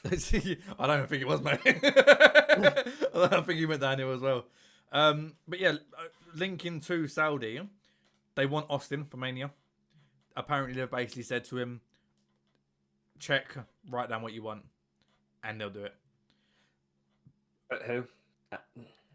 The Owens match was good. I Yeah. think that was maybe even a better retirement than him going out on his back to Rock. But that's what I'm saying. You need a workhorse because in AJ my head, AJ Styles. and I hope they don't. That's AJ, but Dom. how long's AJ gonna last? Dom wouldn't be bad, but Dom's stone cold. I just feel like It's 2 years away it's though, mate. WWE. I know. And the one good thing I'm thinking is Vince ain't in charge, so he's not going to try and put Rock Austin. That's the one good thing I say. But Rock's in charge, so he might try and put Rock Austin. Punk. Finally do it. No. I know it's too late. I know it's too late. No, too old. Seth. I wouldn't mind Seth. Yeah. I know he's slower than he was. You know what? Fuck it. Give it Dragon Lee. Lucha Bros be Stone Cold and Triple H. There's a 2-man power trip. Mr. Iguana. Yeah. I would actually pay to see fucking Yeska take the Stone Cold Stunner. Yeah, true. They're selling them, by the way. They're selling them now for £100. No, sorry, $60 they are. I could get it off team. Or the Finn Balor one's 100. The Iguana 160. I do prefer Di Manito to La Yeska, to be fair. I think most of them, most people would. And they want Cody, Roman, Rock for the main event. Speaking of Finn, NXT. Yeah. I didn't put no notes about that. I only put what TNA talent were sharing online after the show. Yeah. I'll get to that shortly. Soraya Page wants WWE return. She's come out and she said she misses the girls backstage. She wants to come back, but she wants to wrestle, which I think. I told you. Yeah, I that's think. fair. But I told you AJ coming back, she'd come. Yeah. Here comes Caitlyn. Yeah, I think Cameron's coming back to avenge Naomi. Give me Kelly. I just want to hear that. But no, on about NXT, obviously Finn came back with his music. None of the Judgment Day music. It was Balor. music. Yeah. Tyler Breeze. DIY Tyler Breeze, Ethan Page. DIY, yep. came back. Bald beard Champa. He's got rid of it. Yep. And Johnny came back to Rebel Heart. Mm-hmm. Yep. And then he's going to be back on SmackDown next week with his own shit on music. And... No. Spotify, can you put Rebel Heart back on, please, if you've not got it back on already? I miss Rebel Heart. News of the week. I think this is news of the week. Dominic Mysterio, new AAA Mega Champion, beating Vikingo with help from El Grande Americano, of course. Yeah, again, Kaiser, I think we can talk about him until the cows go home. Amazing. He's made that character his own. He's fucking unbelievable in the character. I think we might have even said it in the last podcast. Yeah, unbelievable. And about World Collide, did you see who was producing? Pete Dunne? Yeah. Pete Dunne's one of the named on AAA now. So it's Sean's leading it. Undertaker's doing it. He's a producer for AAA at the moment. Which, say that in a sucking sentence 10 years ago. The Undertaker. Triple H, The Undertaker, and fucking Pete Dunne from little old Birmingham. The I used to Undertaker. work with one of his ex-girlfriends. The Undertaker is producing AAA and got a podcast. He stopped the podcast, didn't he? They're doing it on WWE.com now. Yeah, but he ain't gonna be. I miss him. He's not coming, is he? Is he coming? Matt's gone. No, they've replaced him with Michelle. Oh, fuck off. So I've listened to 2 of them so far. He did one with Shawn Michaels, which was decent, and then he did one with Kurt Angle, which was really good. The Kurt Angle one was really good. Him talking about. Well, I love Michelle and like what she's done, and that's fantastic. But a lot of the places she's been put in is because she's shagging the dead man. Yeah. I've seen a lot of comments about the podcast now where they've basically said it's that sort of, you know, when you can't say nothing because your missus is about. You can't go full on conversation because the missus is about. They get that sort of vibe from it. Yeah, you know what? fuck it off. Bring back Edge and Christian. Give me the Edge and Christian show again. on WWE TV still.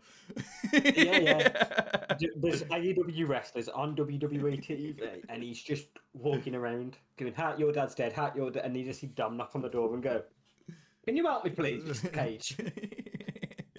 Can you please kill my dad, please? Get Seth out again to take his eye out.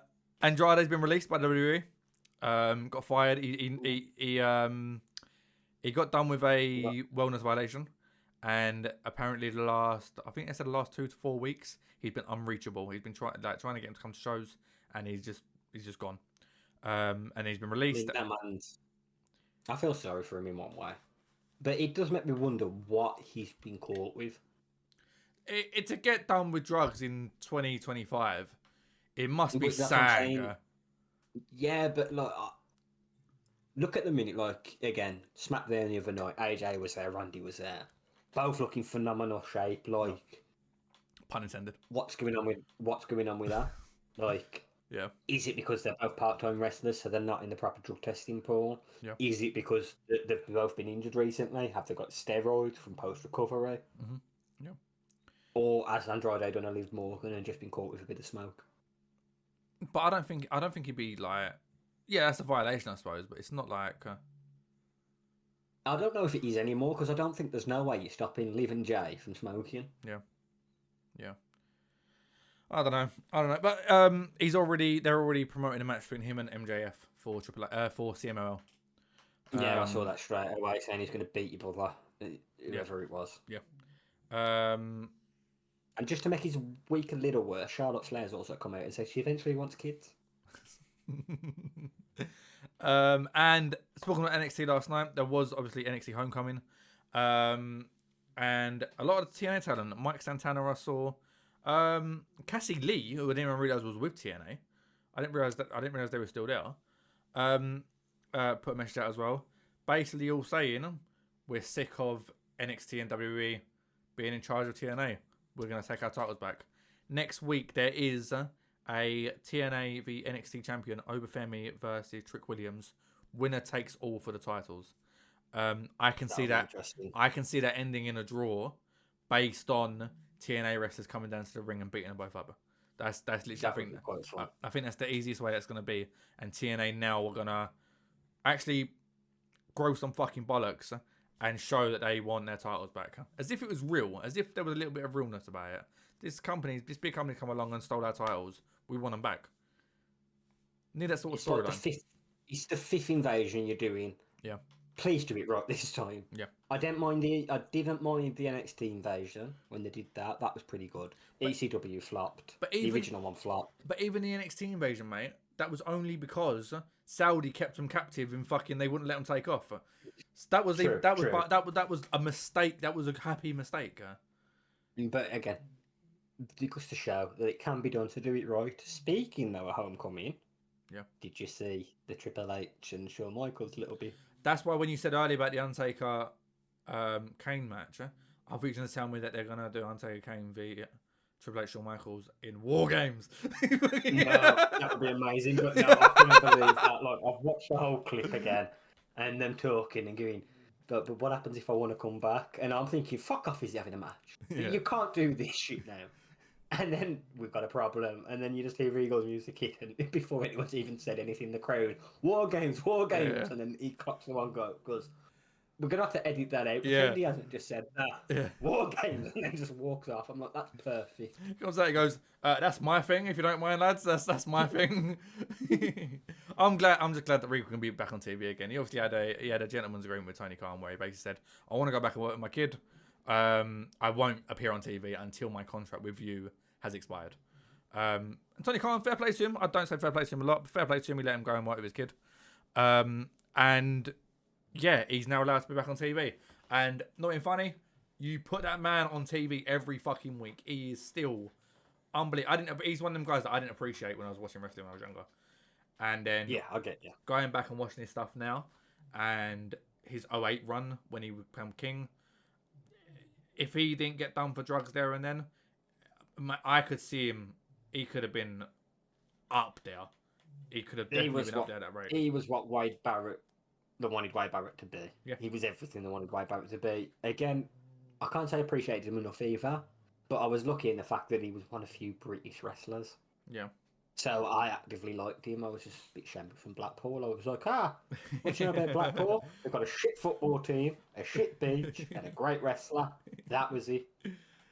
I went to a house show. I went to a Raw house show at the O2, and Carlito was out in the ring, eating his apple, talking shit to the crowd, and then Regal came out, and I've been to a few house shows.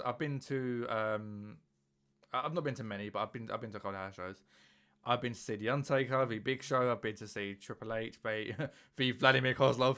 I've been to that sort of era of matches. Jeff Hardy was out there. I haven't heard a bigger pop than the one for Regal. It was, guy was, and it was that sort of time frame. He was a heel, but obviously he was in the UK, so he wasn't a heel. Yeah, came out, beat Carlito, and it was just, he could have main event that night, and no one would have been disappointed. I can't remember who. Oh, that main event was Triple H with Umaga, that show. So I managed to watch Umaga live, which was really good. You got lucky. My first wrestling experience was a SmackDown TV taping that my mum and dad took me to for my birthday. Happened in April, so it was a couple of weeks after. I loved Rey Mysterio at the time. Yeah. Adored him. Was my favourite. I was like 8, something stupid like that. And in the main event, Rey Mysterio and Eddie Guerrero were tag team champions, and they fought Eminem for the titles. It was the night Eddie turned on Ray. It was my birthday present. My mum and dad spent hundreds of mind you, like to get the tickets to travel into Birmingham from where we live, merch, fucking food. You can imagine it was like fucking 13, 14 pound a hot dog, whatever. All of this, we had people, these like couple in front who just kept talking all the way through it. So my mum was nearly fucking fighting in the rafters before we had even finished. And then Eddie does that, and I'm sat there, little man. Fucking mate, it was the worst experience ever. But I was there live, so maybe in one of the main cams you'll see me. You got to see, that was my first. Yeah, but you got to see Eddie Guerrero live, mate. I'm sure he's a wanker for it, but you got to see Eddie Guerrero live.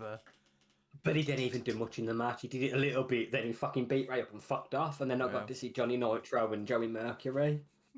And Melina. I was too young to appreciate the splits, and she's not blonde. True. But is she Latina? Is she a little bit Latina? No. She's Summer. She was kicked out of the locker room. She was kicked out of the locker room for Batista. Do you want another piss? Fucking dog. Yes, please. I'll be back in a minute. Go on, mate. So, wrestling in 1998.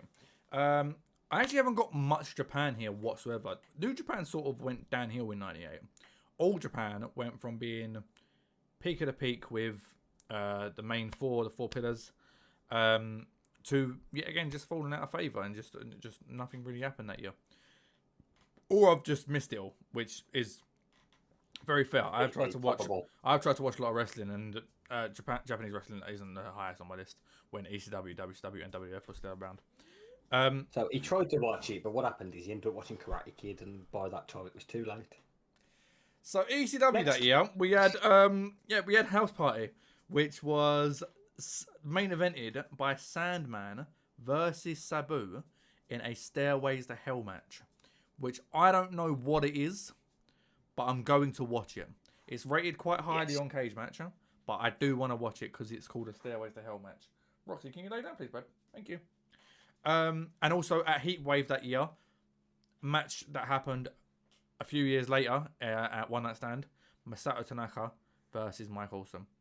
Happened at Heatwave in 1998. I can only imagine when they was at their peak 7 years before 05, it was probably even better than their match in 05. So I'm looking forward to watching that one as well. Moving on to WCW. Bash at the Beach. Main event. Hollywood Hogan teaming with Dennis Rodman versus DDP and Karl Malone. Told you he was back.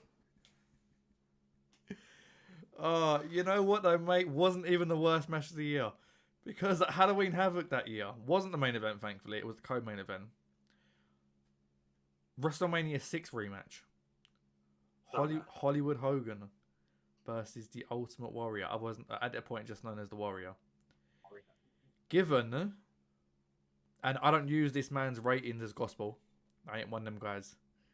Given -5 stars by Dave Meltzer. It was a shit match. I haven't watched it. It was 14 minutes, so it's not going to kill me. I am going to watch it. But Hogan Warrior at WrestleMania 6 is one of the few matches on the Hall of Fame right now. I love it. It's not a technical standpoint. It's not a technical fucking masterclass. It's just two of the two best at that time, popularity wise, fighting for both the major titles. Crowd was just amazing. Hogan Warrior at the time, amazing. Yeah, it was just everything in it at that point. 1998, I don't think it was the right time for a rematch. They're very, very lucky that this match can't kick the old match off. Yeah, very true, very true. But yeah, no, I'm looking forward to watching it. And I have just got the Starcade, the whole pay-per-view here. To go through it very quickly. So Billy Kidman, known as Kidman at the time, was in a triple threat match against Juvi Guerrero, Rey Mysterio Jr. in a triple threat. And then straight afterwards, he faced Eddie Guerrero in a one-on-one for the Cruiserweight title. He actually won both matches. I don't know the storyline with it. I don't know why Eddie Guerrero suddenly got a match. I'm assuming Kidman might have been a face, and then Guerrero quickly tries to like cash in something or done something. But it was WCW 98. They had Dennis Rodman in the fucking main event, so like it could have been, it could have literally been anything. They might have thought, shit, we've double booked Kidman. Shit. What we'll do is we'll separate his matches on the show. Yeah, let's have him first and second. Like, fuck it, he'll stay out there. Yeah. We'll save time. But then, obviously, you have to have them matches be fairly quickly because then you got some absolute slobber knockers like Norman Smiley versus Prince Leakey, Perry Saturn versus the Cat, Brian Adams and Scott Norton versus Fit Finlay and Jerry Flynn, not Lynn, Flynn. Conan defended. I haven't actually got the title yet. I'm pretty sure it might have been a TV title. Against Chris Jericho. And who accompanied to the ring? Oh, I haven't got it written down. You don't know Ralphus? No, I don't. Who's Ralphus? Oh my, Ralphus was one of the funniest fucking characters of that time period. Basically, Jericho's done some podcasts about him, or he might have done Inside the Ropes with Kenny McIntosh. Just talking about Ralphus, who was just this random guy from his gym that he picked up to wear like a fucking, the fat sweater and all the... That was Ralphus. Ralphus accompanied to in that match. Learn the lore about Ralphus. It's fucking funny. I don't know Ralphus. He basically just thought it'd be funny to have Ralphus come with him. And you know what WCW was at that time? Yeah, sure. So Ralphus was like his manager, and it was hilarious. Well, if we explain what WCW is at that time, mate, Eric Bischoff went from facing Larry Zbyszko the previous year to then beating Ric Flair the year after at Starrcade. Ridiculous. DDP versus the Giant was the co-main event, and then Kevin Nash won the World Heavyweight title, beating Goldberg's undefeated streak with, I believe it was a cattle prod. I think that was that match. It was stupid. It was the DQ match, yeah. Yeah, Kevin Nash beat Goldberg for the main event at Starrcade. If you thought Triple H's Reign of Terror was something, Kevin Nash beating the undefeated Goldberg, the guy that was on top of the world. Yeah, WCW being WCW. That's all I can really say about that. There's a reason why they shut down 3 years later.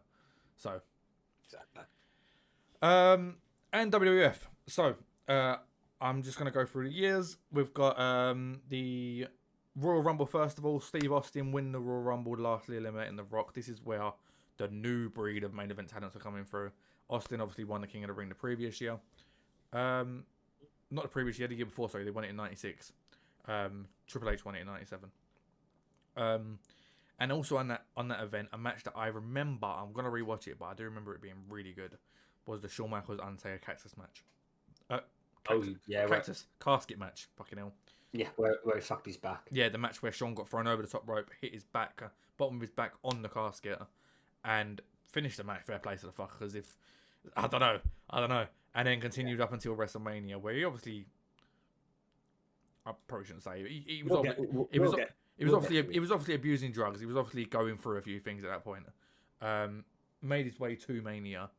and put on a good performance at Mania as well. Hall of Fame worthy. I don't know if that match with Austin was, but we'll get to it.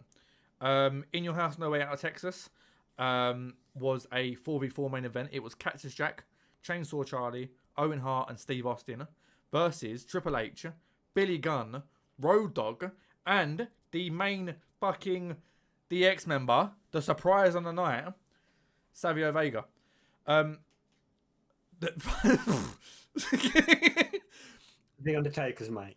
All I remember, I remember hearing about this, and they apparently hyped it for weeks. Who it was going to be, who was going to be the fourth man, who was going to be in the thing, and then Savio Vega turned up. Wasn't even in Puerto Rico, so no pop. Yeah, WrestleMania 14 card. Full card. Legion of Doom won a 15 tag team battle royal. Lastly eliminating, I think it was, I haven't got it written down, I think it's Bart Gunn and Bodacious Bob.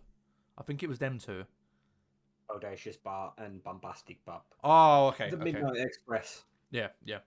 Taka Michinoku beat Aguila. Esa Rios, future Esa Rios, for the light heavyweight title, retained it. Triple H faced Owen Hart for the European title, retained it again. Mixed tag team match, Mark Mero and Sable faced Luna and Goldust. Are you on Cage Match right now? I'm not on Cage Match now. Okay. Does it say something's in front of Goldust's name on your list? Yeah, it does. What the fuck is that? That was his gimmick at the time. The artist formerly known as Goldust. Oh, is that what that stands for? Fucking hell. Bruv, So he was gone, when he was doing his gimmick thing. Yeah, I read earlier Tafka Goldust, and I was like, what the fuck is that?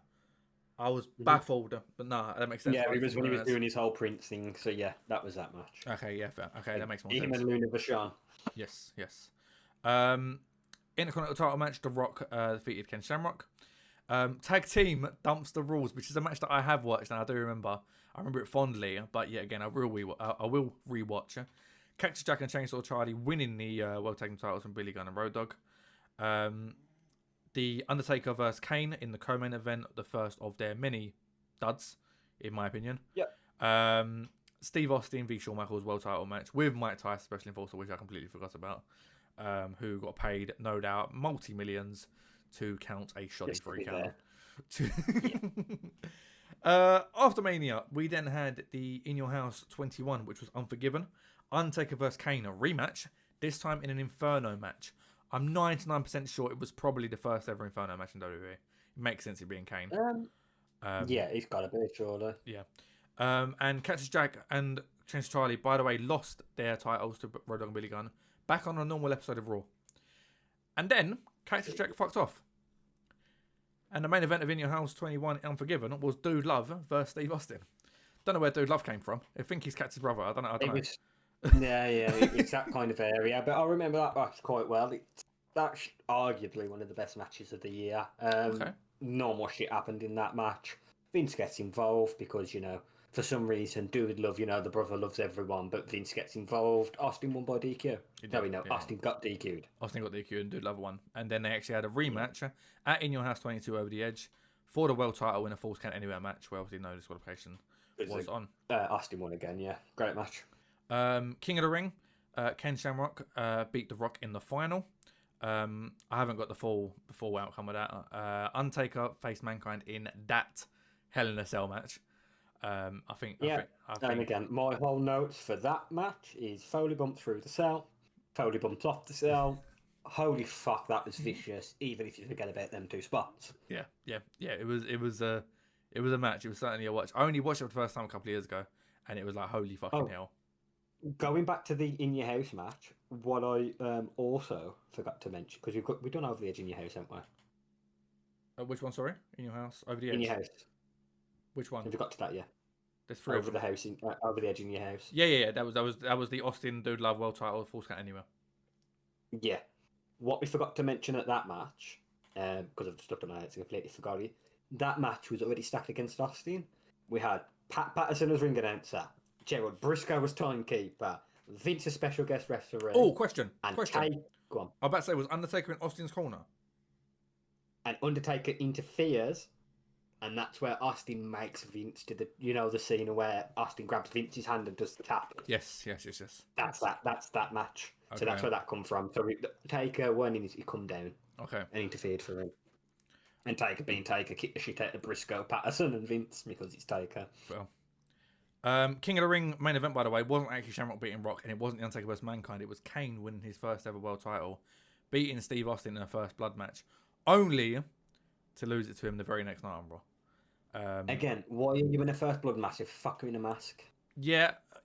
Not only that, why give Kane, a guy who you could have literally built the company around for a few years, that big monster heel?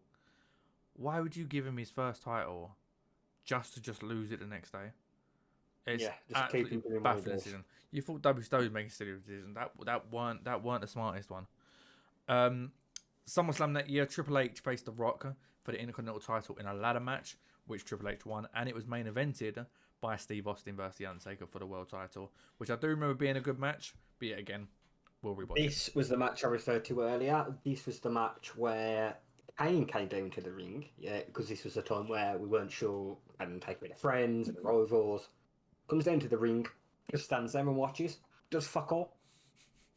And it's like, what's the point?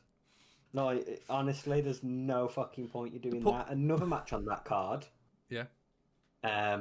was Ken Shamrock versus Owen Hart Oh, okay. in the Lions Den match, if you remember that. Was that Previously, they'd done Owen versus Ken in Owen's Hart Dungeon match. Yeah. And this is the Lions Den match where Ken made him tap out. Okay. Again, that match, if you like flippy shit, that's probably the closest other than Cruiserweight you're going to get to flippy shit because they're doing parkour off the cage and everything. I remember Ken Shamrock doing the wall run. I remember doing that. Yeah, literally, like, what the fuck is going on in here? It was a messy thing. And the last thing I've got there is the Survivor Series Deadly Game Tournament, mate. I have got the final written down, but I know you've got a few notes on the Deadly Game Tournament. So I've got quite a bit about the Deadly Game Tournament. I can read for you quickly. I will just quickly say, this tournament at the time, on paper, looked like, and it was, very much in Mankind's favour to win the tournament. The way that it was set up was for Mankind to win the tournament. Well, for his first as it starts off, Mankind comes down for his match, and they've been told that his opponent is a record-breaking title, basically win-loss record. And it comes Dwayne Gill. Dwayne Gill, otherwise known as Gilberg, complete piss take on Goldberg, which was just another shot at WCW at the time, which worked. Definitely worked. One of the ones that hit. And surprisingly, Mankind won. Mm-hmm. In 30 seconds? The next match, something stupid. Yeah. It was a very quick match. Al Snow beat Jeff Jarrett. Yep. Stone Cold beat Big Boss Man via DQ. That's where Big Boss Man started beating the shit out of him with a nightstick. Mm-hmm. The next match you had on that was Steven Regal, William Regal, versus X-Pac. That was a double count-out finish. Aww. So both I was there like, oh, that's a great match. And I was like, oh, fuck. Yeah. Then Ken Shamrock beat Goldust. The Rock beat Big Boss Man. It was supposed to be Triple H, because this was the time Triple H was injured and was rumoured to be coming back. But there was like, no, we got a last-minute replacement. It's Big Boss Man. Who lost earlier. Rock rolled him up. Yeah. Rock rolled him up in 3 seconds. Shortest match in history. Because of what went on with other matches, there were some buys that happened. So in the quarterfinals, Taker fought Kane. Mm-hmm. Taker won. Mankind beat Al Snow, Shakara, and The Rock beat Ken Shamrock. Yep. Mankind then beat Stone Cold in the semi-final, and The Rock beat Taker via DQ. Yep. Final was Mankind versus The Rock, and that essentially, what happened was The Rock locks in a sharpshooter, and the bell was called without him tapping out. I wonder where that's been seen before. Yeah. Long story short, that's The Rock's heel turn, that's Foley's face turn, and that's where The Rock is under Vince.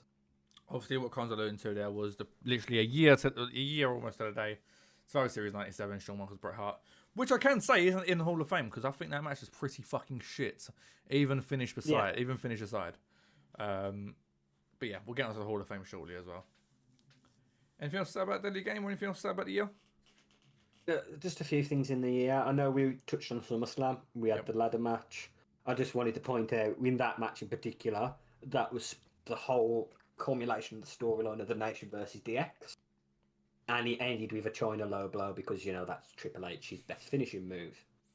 Other matches that I reckon you might want to have a look at in that year.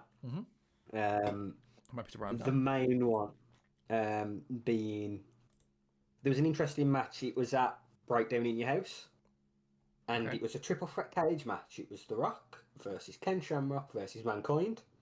The Okay. winner gets a title shot. This was to stop anyone interfering in the main event.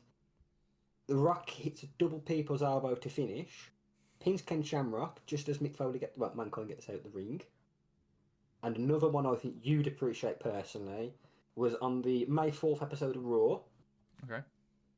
We had Mick Foley versus Terry Funk. Nice. Pat Patterson, a special guest referee. Oh my god. The only thing I want to point out is Terry Funk does a moonsault that is crazy, and Foley wins by a power driver. So this was all the drop. This was where the drop gimmicks completely. It weren't Cactus Jack versus Chainsaw Charlie.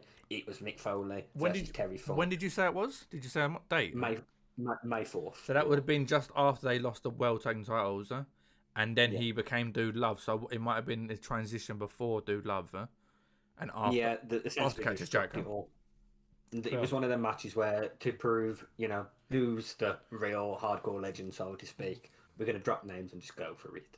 But they didn't just do that. We found out like 2006 when Bewley McGillicuddy got involved in a match. Exactly.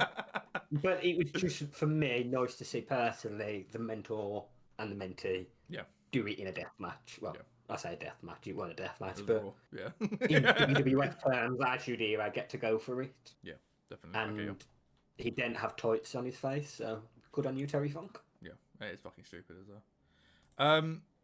Cool, perfect. If we move on to the Hall of Fame very quickly, I've actually only got 2 matches for the Hall of Fame from 1997. One new person entering the Hall of Fame is Steve Austin. He hasn't got a match in the Hall of Fame right now. His match against Bret Hart at WrestleMania 13, no holds barred submission match. Ken Shamrock, special referee, goes straight into the Hall of Fame. So Bret Hart gets one for that, and Steve Austin enters for the first time. And in the second match, I've only got this other one on here. In Your House, Bad Blood, Shawn Michaels defending the title against The Undertaker in the first ever Hell in a Cell, which had Kane's debut as well. Honorary mention to Kane. I'm not going to put him in it, but Shawn's already in it. Undertaker's already in it. But they both get another point against their name for this match. There is a lot of 97 that I haven't got around to watching just because I'm watching movies more than wrestling at the moment. Yeah. There's a lot of Japan I still want to watch. I want to watch Misawa v Kobashi. Women as well. There's an Aja Kong v Manami Toyota match from that era that I want to watch as well. A few WCW Cruiserweight matches: Eddie Guerrero, Dean Malenko, Rey Mysterio, Ultimate Dragon, Chris Jericho, Ultimate Dragon, Dean Malenko, Ultimate Dragon. I want to watch a few of them.